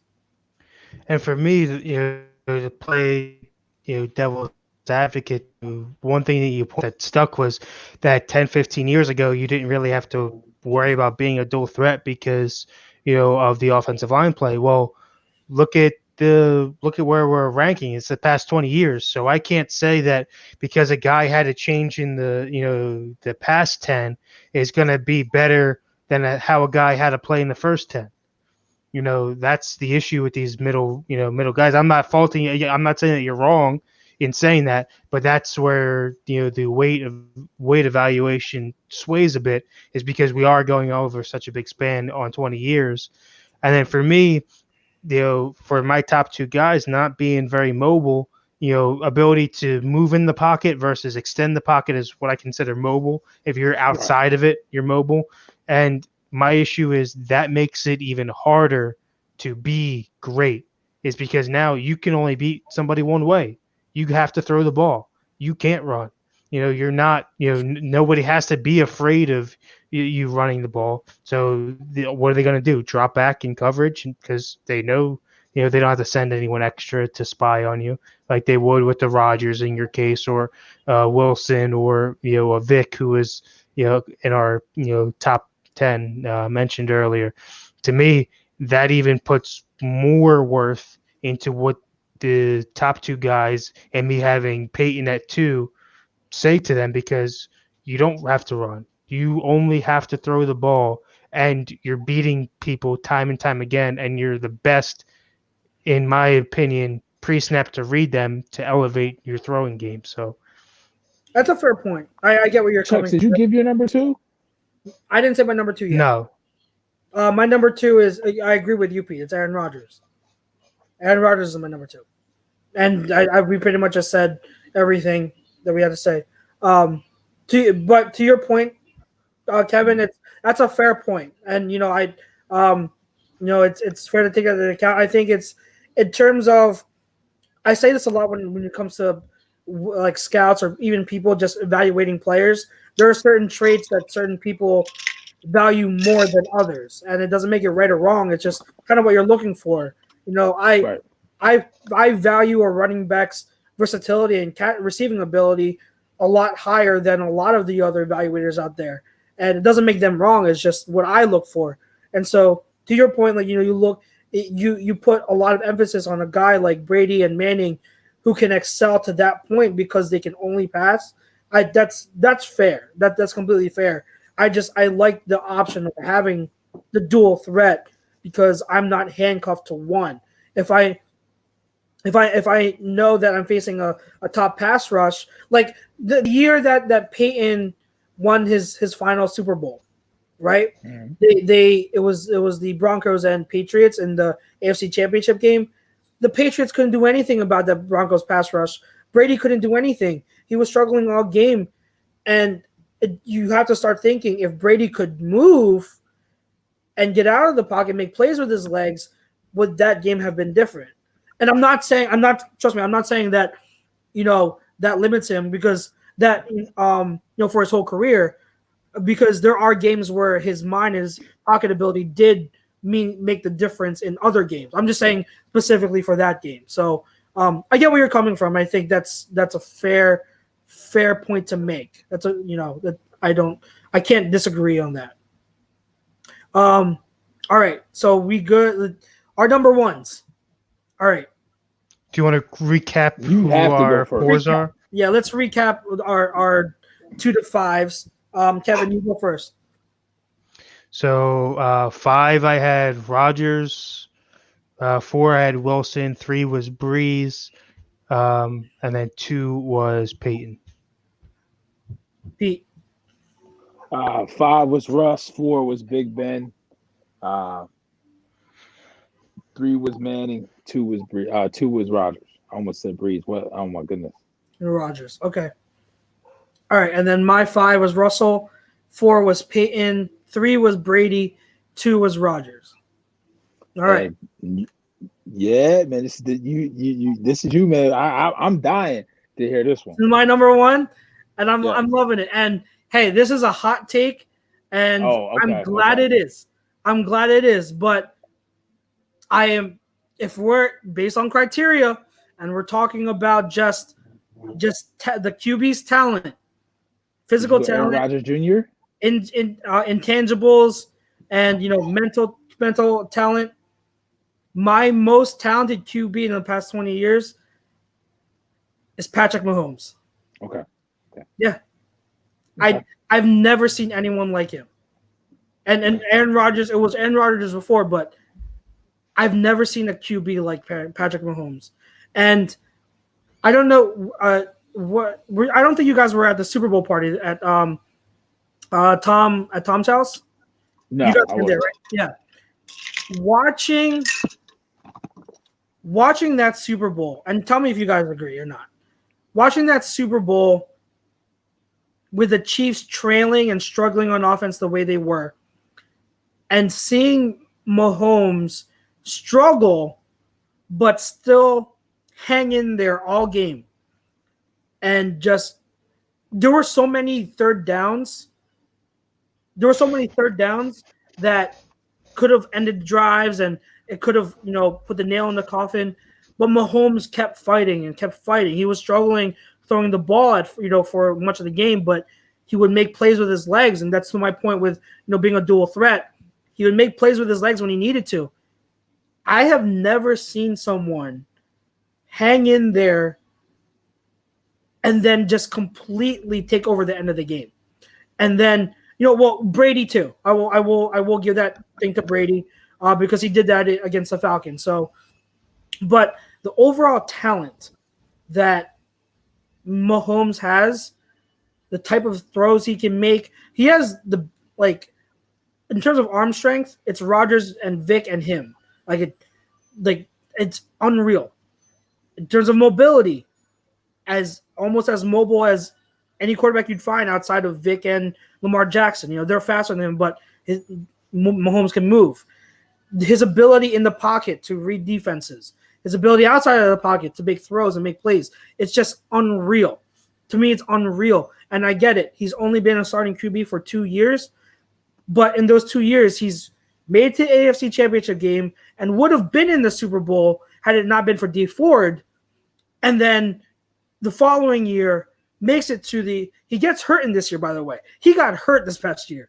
Mm-hmm. And then to still come out, play the way he did in the Super Bowl and win a Super Bowl in his third year in the league, only second while being a starter, I've never seen anything like it. So you can say the short track record is ridiculous to put him this high. But again, I'm not going off of career numbers. I'm not going off of accolades alone. Because if I was, I'd put Brady at 1. I'll be. But if I'm going off of talent and skill and just ability as a quarterback, Mahomes I've never seen anything like Mahomes. And my biggest issue with what you said there, I don't disagree with what he meant to the Chiefs. Here we go. I don't disagree with Here he comes with his Mahomes, his play. Mahomes his playability. I don't disagree with any of that. My biggest gripe is that if you're not gonna factor in championships and accolades to other players, then it really can't be said for Mahomes having done it in his third year, because I've seen it before. I've seen a quarterback come in, not be a starter, and win a ring. Oh, by the way, he's my number one. It's Tom Brady. Yeah, but Tom Brady it has been done. Tom Brady also wasn't the focal point of his offenses back in his early years. And if you heard what I was saying, I trust me. Look, what I'm talking about is let me finish. Well, I understand, but when you're bringing up in a conversation and saying, "Hey, I haven't seen this done before. I haven't seen a team led like that," for somebody to come in and in 3 years, should have made it to this championship and won a Super Bowl here. To me, that discredits what you say, because to me. Like I said before, I don't put emphasis on the championship to a point. When you win three in 2 separate decades, that's on a shelf in its own. That's something that's never been done. That's a one-off type of thing. But just to say that, oh my God, I think it's the, what have you done for me lately effect. It's because it had just happened. I'm not saying he's not a great talent. I'm not saying that he's not a top 2 talent right now. But I'm saying if you're looking at the course of the past 20 years, in 20-year span, I don't think what he has done in 3 puts him better than everyone else Kevin, in the past 20. You're completely making my point because I'm not talking about accomplishments over the past 20 years. I said that was the question. I'm saying that was what we're supposed to be ranking on. Who's the best quarterback of the past 20 years? no. You're saying of the past 20 years, Mahomes is the best. Mahomes That's what is the best quarterback I've seen over the past 20 years and what he's been able to do and his ability as a quarterback. Yes, I can't. The best quarterback I've seen. See, it is very much skewed because if Mahomes, if you look at the next 10, say Brady only plays another 3, say they only win the playoffs 2 out of the 3, right? Say what happens if Mahomes tanks? You're looking at such a short window. It is so hard to put him up there with guys that have been doing it and proven 20 years. That. What are you talking about? Like if he craps the bed, like if he becomes a top 20 quarterback, if he becomes because if you're saying so in your eyes, if he turns out to be Brees-esque, top of the second tier, if he falls out and plays good, not great, and he's not, producing the same numbers that he did in the first 3, teams start to figure him out. They start to send an extra guy. Okay. He loses a Tyreek Hill that he has. He loses, the defensive pieces that he has. It's such a short time frame to watch somebody in. Here's the thing, Kevin. Here's the thing. That's why you reevaluate each year because there's information that come along each season that you don't have, and your evaluations on a player can change.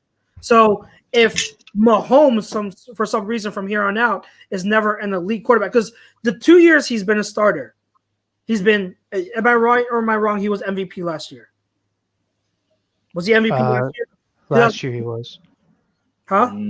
His first full year, second year. Yeah. His first 4 years as starter. He was MVP, correct? That was last year. And then this past year, he's not. He didn't. I don't think he won the MVP, but he was still playing at an elite level. Am I correct? Oh no, no one's discounting that. I get Kevin's point. I see both of your points. I'm talking to Kevin. So, if all we've seen of Mahomes is that he's been arguably the best quarterback in football so far, why would I not have that as my opinion, my evaluation? I'm comparing Mahomes' ability and skill as a quarterback right now to Brady's prime. I'm not comparing Mahomes to what Brady is now. I'm looking at Brady in his prime, what Brady was at the best of his abilities, and even that, I would still pick Mahomes over Brady. I don't care. What I brought up with the Super Bowl was just talking about. I was just talking about, what just happened to kind of back up his ability and further test him as a testament to help your art, to help your point of view. I got you. But I'm looking at his skill. I'm just looking at his talent, and right now in his prime, he's a better football player in my opinion than Brady was in his prime. Okay, so real quick, let me go real quick. Then you guys can hash it out. My number one is Tom Brady. Not for the rings, none of that shit. To be honest with you, when I look at this list over the last 20 years, he has the most elite skill set in one area. He wants to win. He has an MJ type killer-like instinct, and he's going to win at all costs. He'll even cheat if he has to and deflate air out of a damn football. But with that being said, we talked about it before, and I kind of led to it when I talked about Manning at 3, and even Rodgers at 2. I think Brady wins multiple rings no matter where he goes. Did he help? Did he benefit from having Bill Belichick as a head coach and having Josh McDaniels as the OC? Yes, he did. But he also had great years when he had Bill O'Brien. We all kind of see what that was. When Charlie Weiss was there earlier in his career, were they were a defensive type of team when his first early years? Yes, they were. But when it comes down to it in the clutch, if I need a win, I'm taking Tom Brady. We could all sit here and say right now, as Eagles fans, I know this show has been pretty much about the whole league, but generally it's tied to Eagles and NFC East. If Brandon Sack doesn't hit that strip sack, we don't get that Super Bowl. My man had five. Yeah, he had 500 Brady was the yards. best player on the field that day. Yes, in a losing effort, and that was only 2 years ago. Mm-hmm. So I get it with Mahomes when we look at the talent. Was Brady the most talented? No. Was he the fastest? No. Did he have the biggest arm? No. But he had it. He had the intangibles to work at it and find a way to win at whatever cost. We talked about one of the best stories I ever seen Brady have was in that Denver Broncos New England NFC Championship game where obviously New England lost, but it was that 4th and 10 where he dropped it over the ground. When he was getting heat all day. Von Miller, Malik Jackson was getting heat all day, but he stands in there in the pocket knowing that he can't run, knowing that he's a statue, and he still makes those throws. And 28-3, regardless how it happened, it's God's graces, whatever, he has 6 rings. Could he win a 7th? Yes, he could. But to play at that level for that long and still kind of be doing it, and what he does to his body, how it takes care of himself, had that one injury in 2008 to 2009, I can't take that away from Brady. That's not even if he had 2 rings, to have that body of work and to have that true body with it and to do it on multiple levels, unlike somebody else in the top 5, Breeze. I got to give it to him. I got to give it to him because his elite clutch, that clutch-like mentality to be in that elite and to uplift everybody. He made Deion Branch a multi-million-dollar player in Seattle. I don't know where Tumbo is at. He's still in here. How'd you feel about that one, Tumbo? He was an MVP. I'm like, bro, I just can't. I couldn't go anywhere else but Brady. And to that point, you're absolutely right. And the reason why, I sometimes hate these exercises because I rank someone lower, people think I automatically hate that player, and I don't think they're as great as they are, and that's what's tough. But I do have so much respect for, like I said, when Brady won against the Falcons, I couldn't deny it anymore. Brady was the GOAT. He was the greatest of all time, and sometimes when you get in these conversations of who was the best talented versus the greatest, it's tricky because when you try to look at who the most talented was, it can get messy because some of it is subjective. A lot of it is subjective. You know what I mean? That comment right there is very subjective. Yeah. Oh God, I'm not even going to address that. But it's subjective to some point because we're playing off of, to a degree, hypotheticals. We're talking about Breeze, and me and you, Pete, agree on it, but there's no way to prove definitively just how less great or how much greater he would be outside of New Orleans without Sean Payton. We think he wouldn't be as good, but to what degree? You know what I mean? Same thing with Tom Brady. I don't think he would. Do I think he wins 6 rings? No, I don't think he's close to 6 rings. Do I think he wins 1 or 2? Absolutely. I think he wins 1 or 2 without Bill Belichick and the Patriots. So it's not for me to say that Brady, even though I don't see it as the most talented, do I think he's not in the same tier in terms of talent-wise as these others? No, the best competitor, probably the best intangibles out of any quarterback that's ever played the game, and is so disciplined and is so meticulous in his craft, and it's incredible. So I don't want to could I have put Brady at 2 behind Mahomes and felt good about it? Yeah, I absolutely could. So maybe I should have. Maybe I should have put Rodgers at 3 and Brady at 2. So I don't hate Brady, and I respect him so much for what he's done. There was a comment Prism said, low key, we can make the same argument for Mahomes that we make for Breeze. Andy and Sean Payton get their QBs in these easy situations with play calling. The difference is with Drew Brees, he's very reliant on that system, and he falls within that system. We've already seen Patrick Mahomes make plays by himself. outside of structure. And that's part of what I'm talking about. Like when we talk about Peyton Manning being a coach himself, like he doesn't need an offensive coordinator. That's called making plays outside the structure in a different way because he makes it happen with his mind.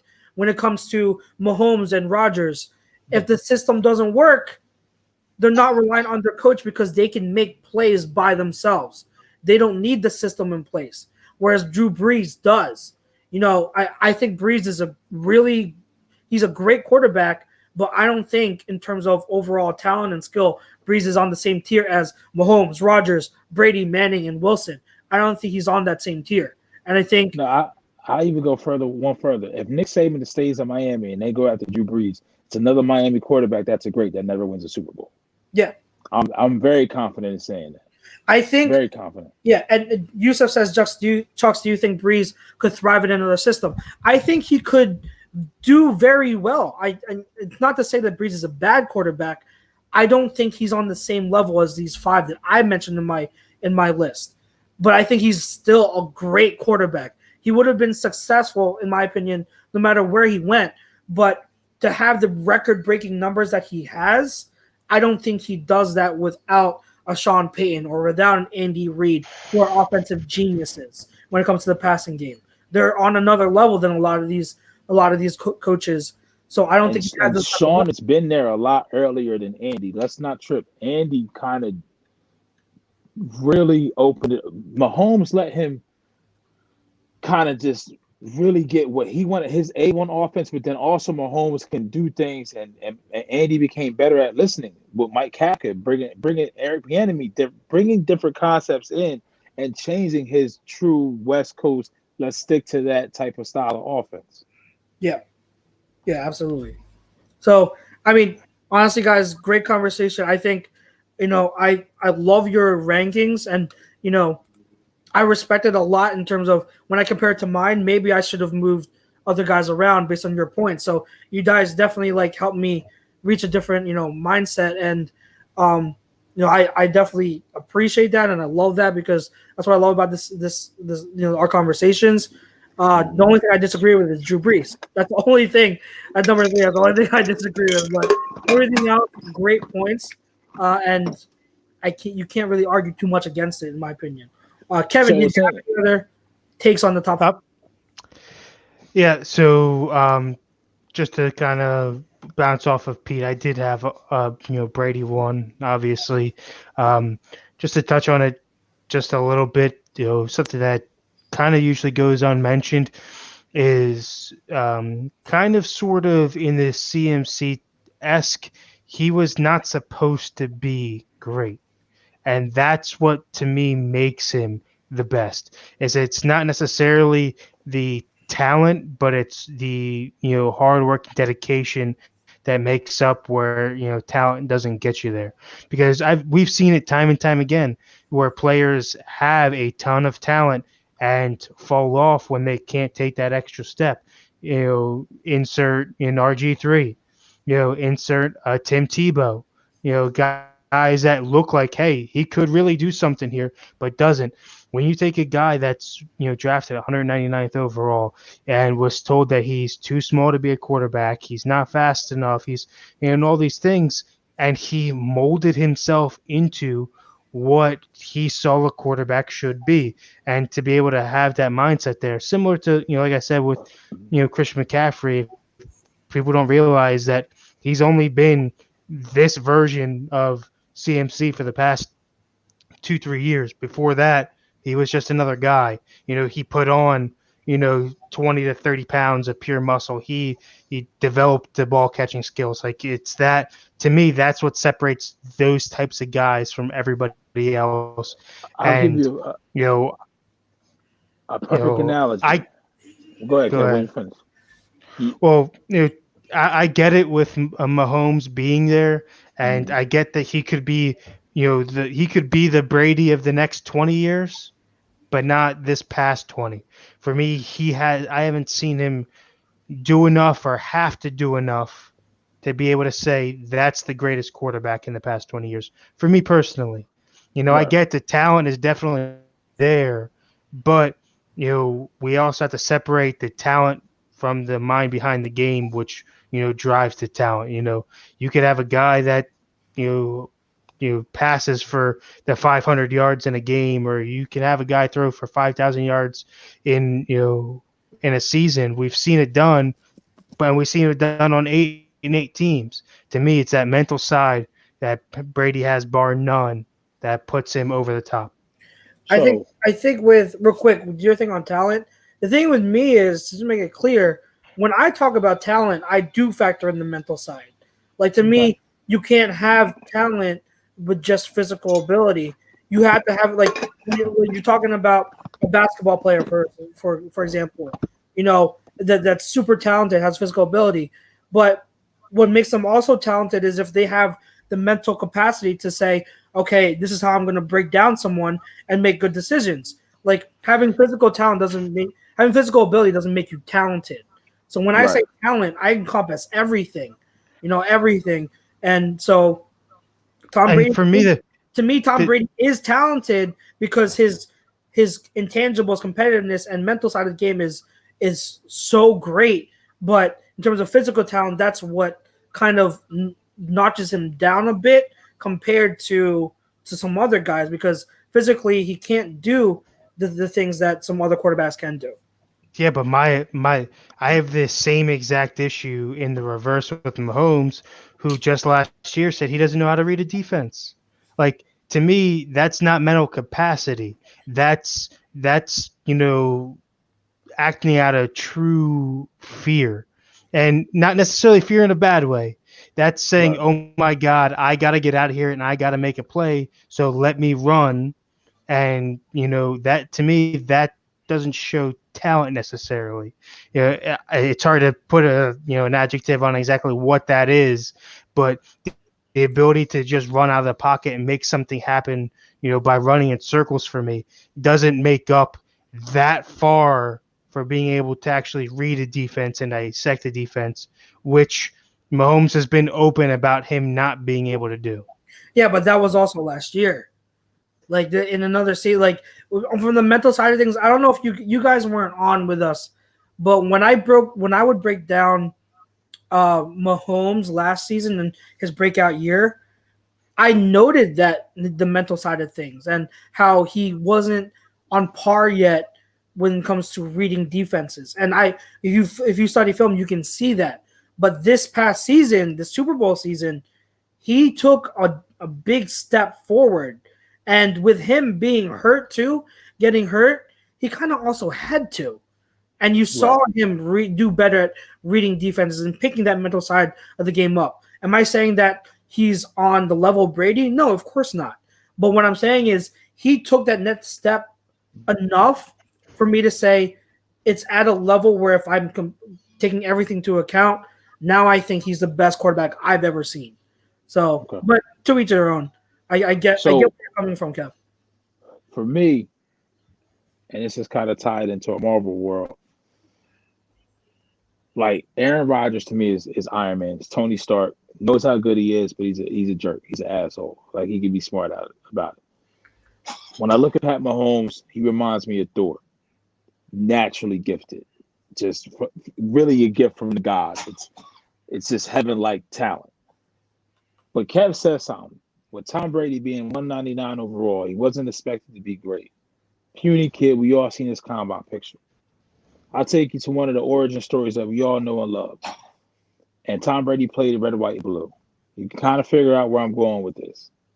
My man stepped in the chamber, went in as puny ass Steve Rogers, and came out Captain fucking America. Hands down.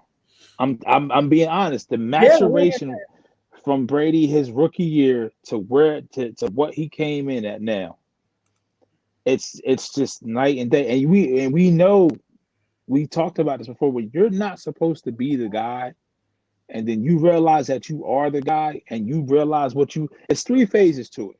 It's capitalize on your moment, it's maintaining that moment, and then even taking that moment and taking it higher to what he has. And this isn't here. I'm not falling down and graveling at Tom Brady's knees and not like that. But it's just it is what it is. And we all sat here and said we could see the list. I think one of somebody posted a list. 5 years from now, this is a list. 10 years from now, this is a list. 20 years from now, this is the list. And Mahomes just kept moving up the list.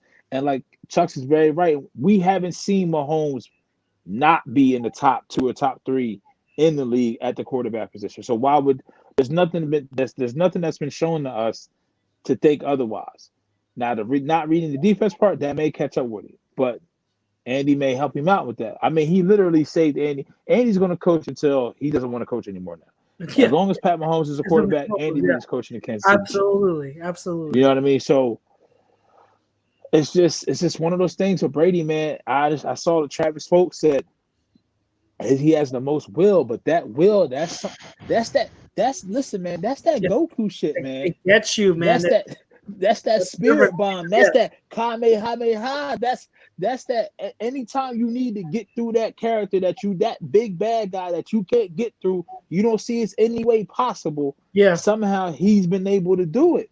Yeah. So whether it be a tight game, whether it be coming back from behind, whether it be coming back from 28-3, it just happens. It's if you put the ball in his hands late in the game, it's almost like the chances aren't even below 50%. It's like most likely Brady's going to get it done. He's done it more times than not in the clutch, and that speaks volumes. And during the Super Bowl 52, there was no point in that game that I felt secure because I knew Tom Brady at any point could do anything he wanted and could come back.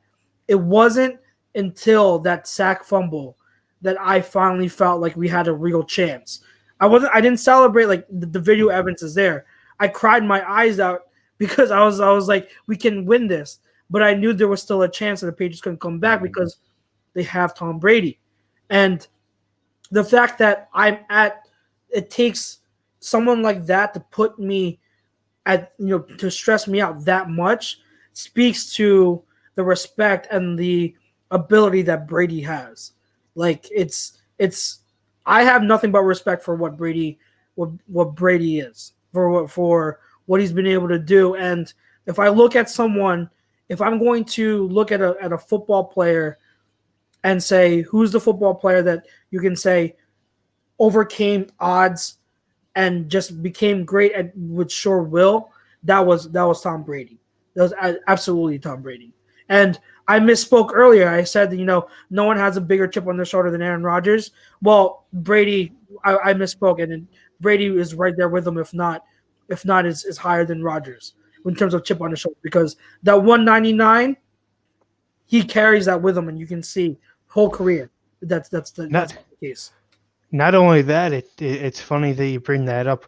I'm not 100% sure why I'm blanking on the coach's name, but he's a lifelong 49ers fan. Grew up in the Bay Area, watching Joe Montana and Steve Young and all those guys. Actually goes to an all California game where it's all kids from local high schools and local colleges that grew up in the area to play, and and have the Niners watch, and Steve Mariucci's there and says, "Sorry, son, it's not you.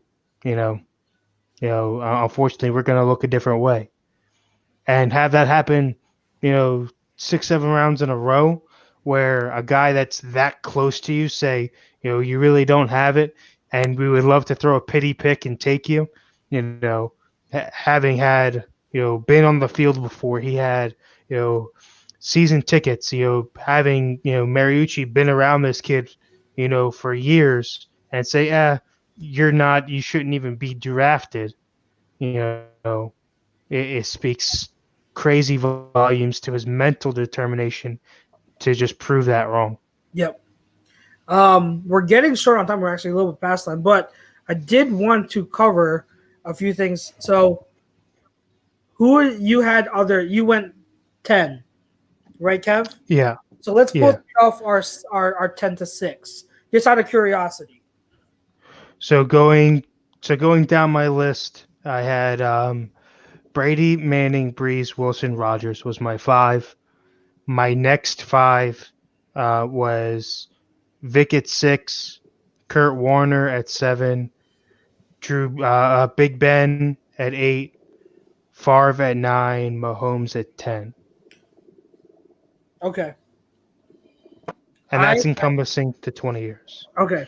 So remember, guys, this again in terms of just talent alone, and not career accomplishments, from 10 to 6. And you could argue this a little bit, but 10, I have Brett Favre. 9, I had Mike Vick. I wanted to put him higher, but the inconsistency, like not Vic being in 9 or being as high on lists, to me, I just look at 2010 because Vic, and I'll get into this, but Vic in 2010 was one of the best quarterbacks I've ever seen. 8, I have Drew Brees. 7, I have Andrew Luck. And 6, I have Ben Roethlisberger. So that's my next tier of guys, 6 to 10. I wanted to talk about Vic because we said it earlier, but when it comes to Vic, I wish he was more consistent because I feel like he would garner more, like a higher ranking. But because he was never consistent, it's tough for me to rank him so high. But when I look at his 2010 season, guys, you're talking about a guy who was a true dual threat, like we talk about Aaron Rodgers and like we talk about Patrick Mahomes. Before Patrick Mahomes, there was Rodgers and it was Vic in 2010. I've never seen a quarterback be like that, like a deadly, absolutely lethal from the pocket, but then also lethal from, with his legs outside the pocket, but then also make progression reads and be deadly from inside the pocket. Like Vic in 2010 was a different Vic from the rest of his career. And people forget that. A lot of people forget that. He was insanely good in 2010. Yep. So that iteration of Vic, I wish he was able to be that Vic beyond that season, but he never was able to. And that's a knock against him, is that he was never able to keep up that level of play. Right. I mean, for me, when it comes to Vic, it's just the essentially 2, all-pro careers that he had. Pre-incarceration, post-incarceration. You have essentially one of the greatest starts to a career as far as what it means to the game of football. And what somebody said earlier, Travis mentions, if there's no Vic, there's no Holmes. That's probably true.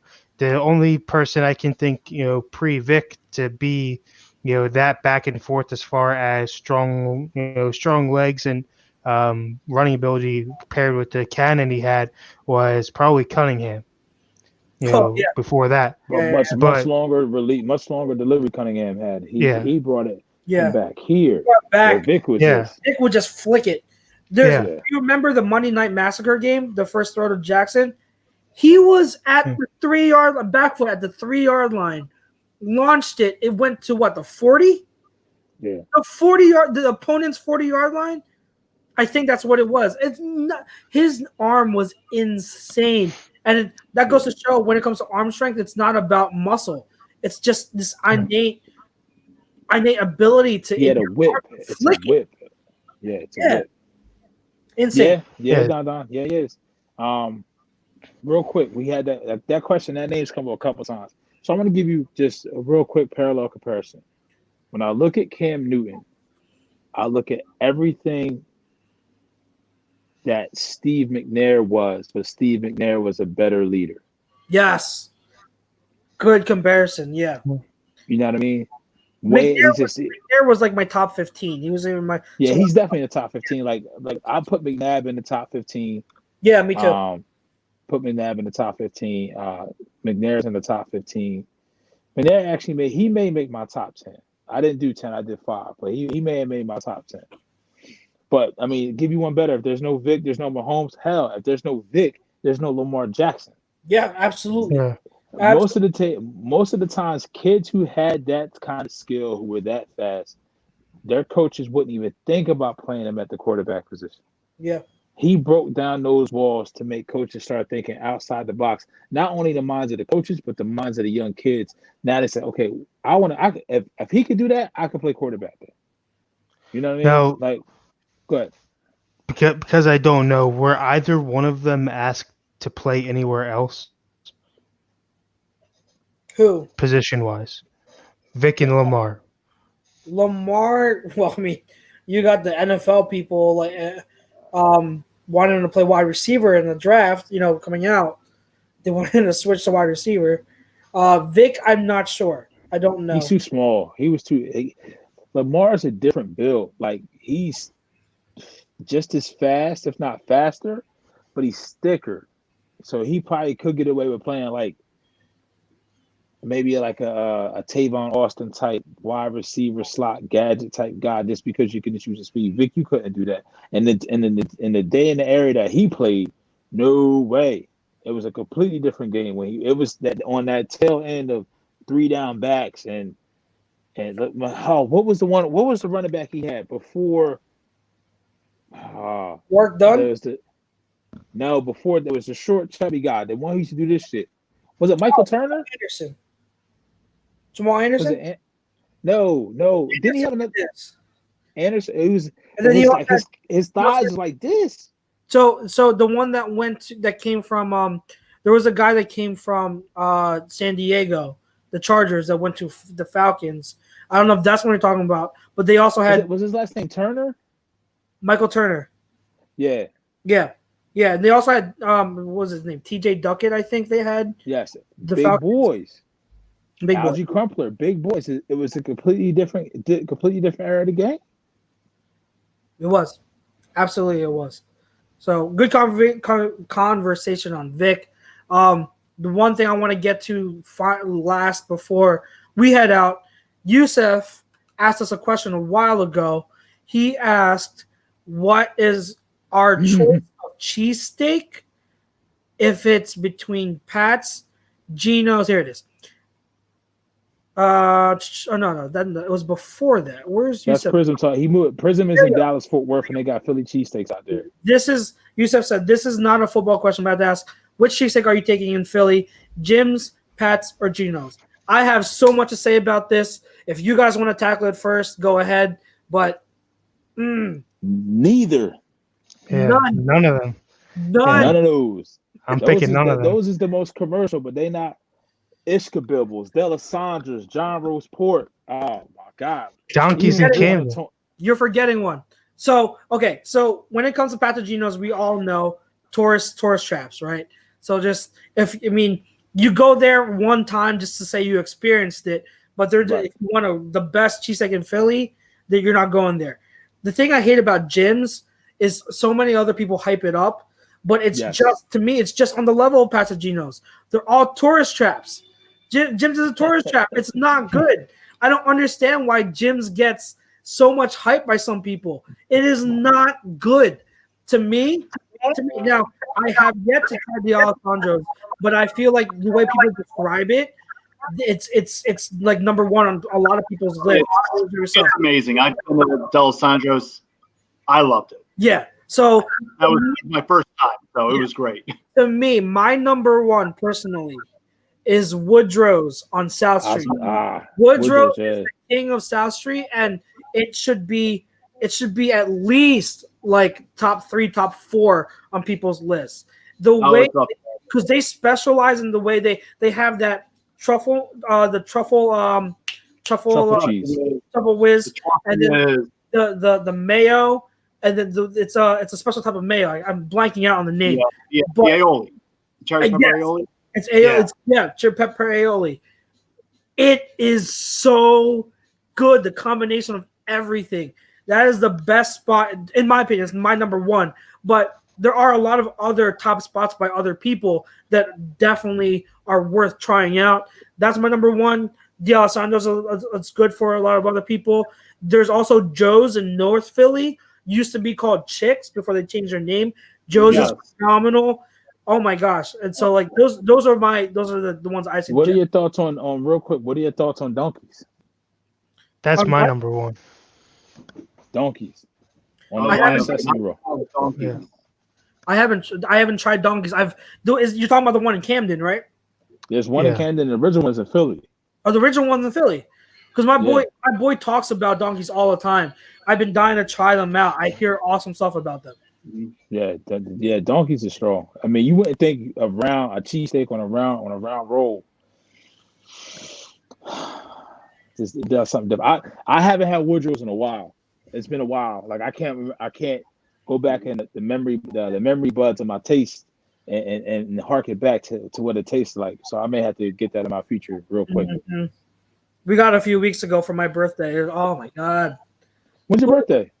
Back in May. I say like a month ago. Yeah. A few weeks ago. I thought you meant it was coming up. Yeah. I got him last month. Oh my God, missed it. Jeff Podolak says best bread makes best sandwiches. Absolutely.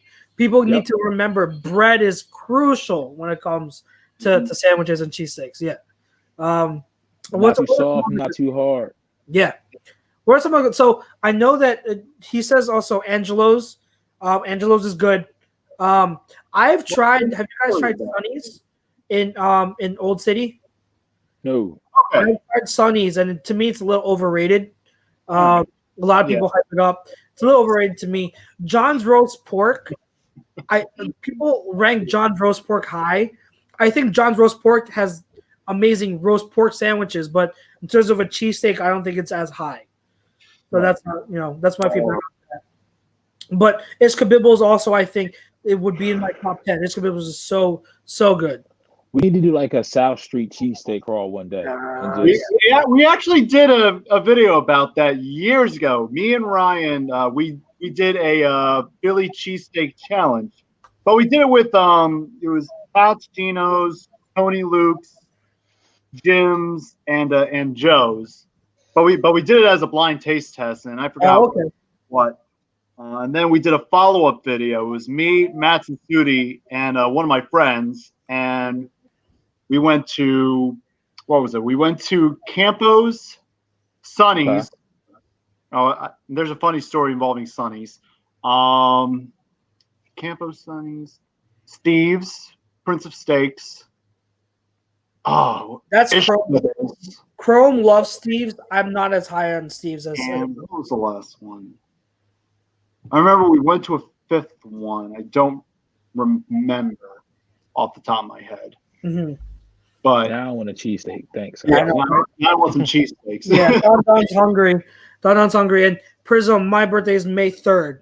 So shout out to May birthdays. May birthdays are dope. But yeah, my birthday is May 3rd. What other suggestions? Cheesesteak suggestions. I mean, in Philly, nothing but right up the street from where you work at, Chuck's in Glassboro. I heard there's a sandwich shop up there that's pretty strong. I can't. It's you gotta tell me. I gotta try it then for lunch. I'll find out. I'll text me because we gotta. My coworker and I have been. We definitely want to try a dope cheesesteak at work. So I gotta check it out if there is a good one. South Jersey, you're talking about. What is the Gaetano's has a great one? Yeah, the OG Gaetano's and Willingboro. Yeah. Yep. And then there's Chicks in South Jersey. Yeah, Chicks was what I was going to mention. Yeah, Chicks is great. Chicks is great. Oh yeah, that's those are the two in South Jersey that I'd recommend is Chicks and Gaetano's. So we hope we helped you out, Youssef, and I think you're from near DC. So hopefully if anyone, and this goes for anyone, you making your way up to Philly and you gotta try a cheesesteak spot, do not go to any of those three. Go for one of the ones we suggested. You can't go wrong. There's a lot of dope cheesesteak spots. So yes. Yeah. Gentlemen, anything else before we head out? No. Good. All right. Well, thank you to everyone for tuning in. I mean, it was a fun show. Yeah, I wish we would have Chrome. Hopefully he'll be back next week. Great conversation. Next week we'll be doing running backs, so that should be fun. Again, we'll do, because there's so many running backs, we'll try to do like a top 10, and we'll have more time to there should be a consensus number one, by the way, though, running backs for the past 20 years. Yes. We'll see. I had this debate with someone before, but we'll see. Yes. So thank you guys. Thank you everyone for tuning in. Pete or Kevin, you guys want to shout out the Harrimans and Code? Yeah, so rock with us tomorrow, fam. Special interview coming big time, 7:00 tomorrow night. I know we've a lot of people on the platform are posting out the link 20% off. A2D, you can use it to get your CBD products and just really alleviate pain. Alternate to traditional medicine. Body check wellness.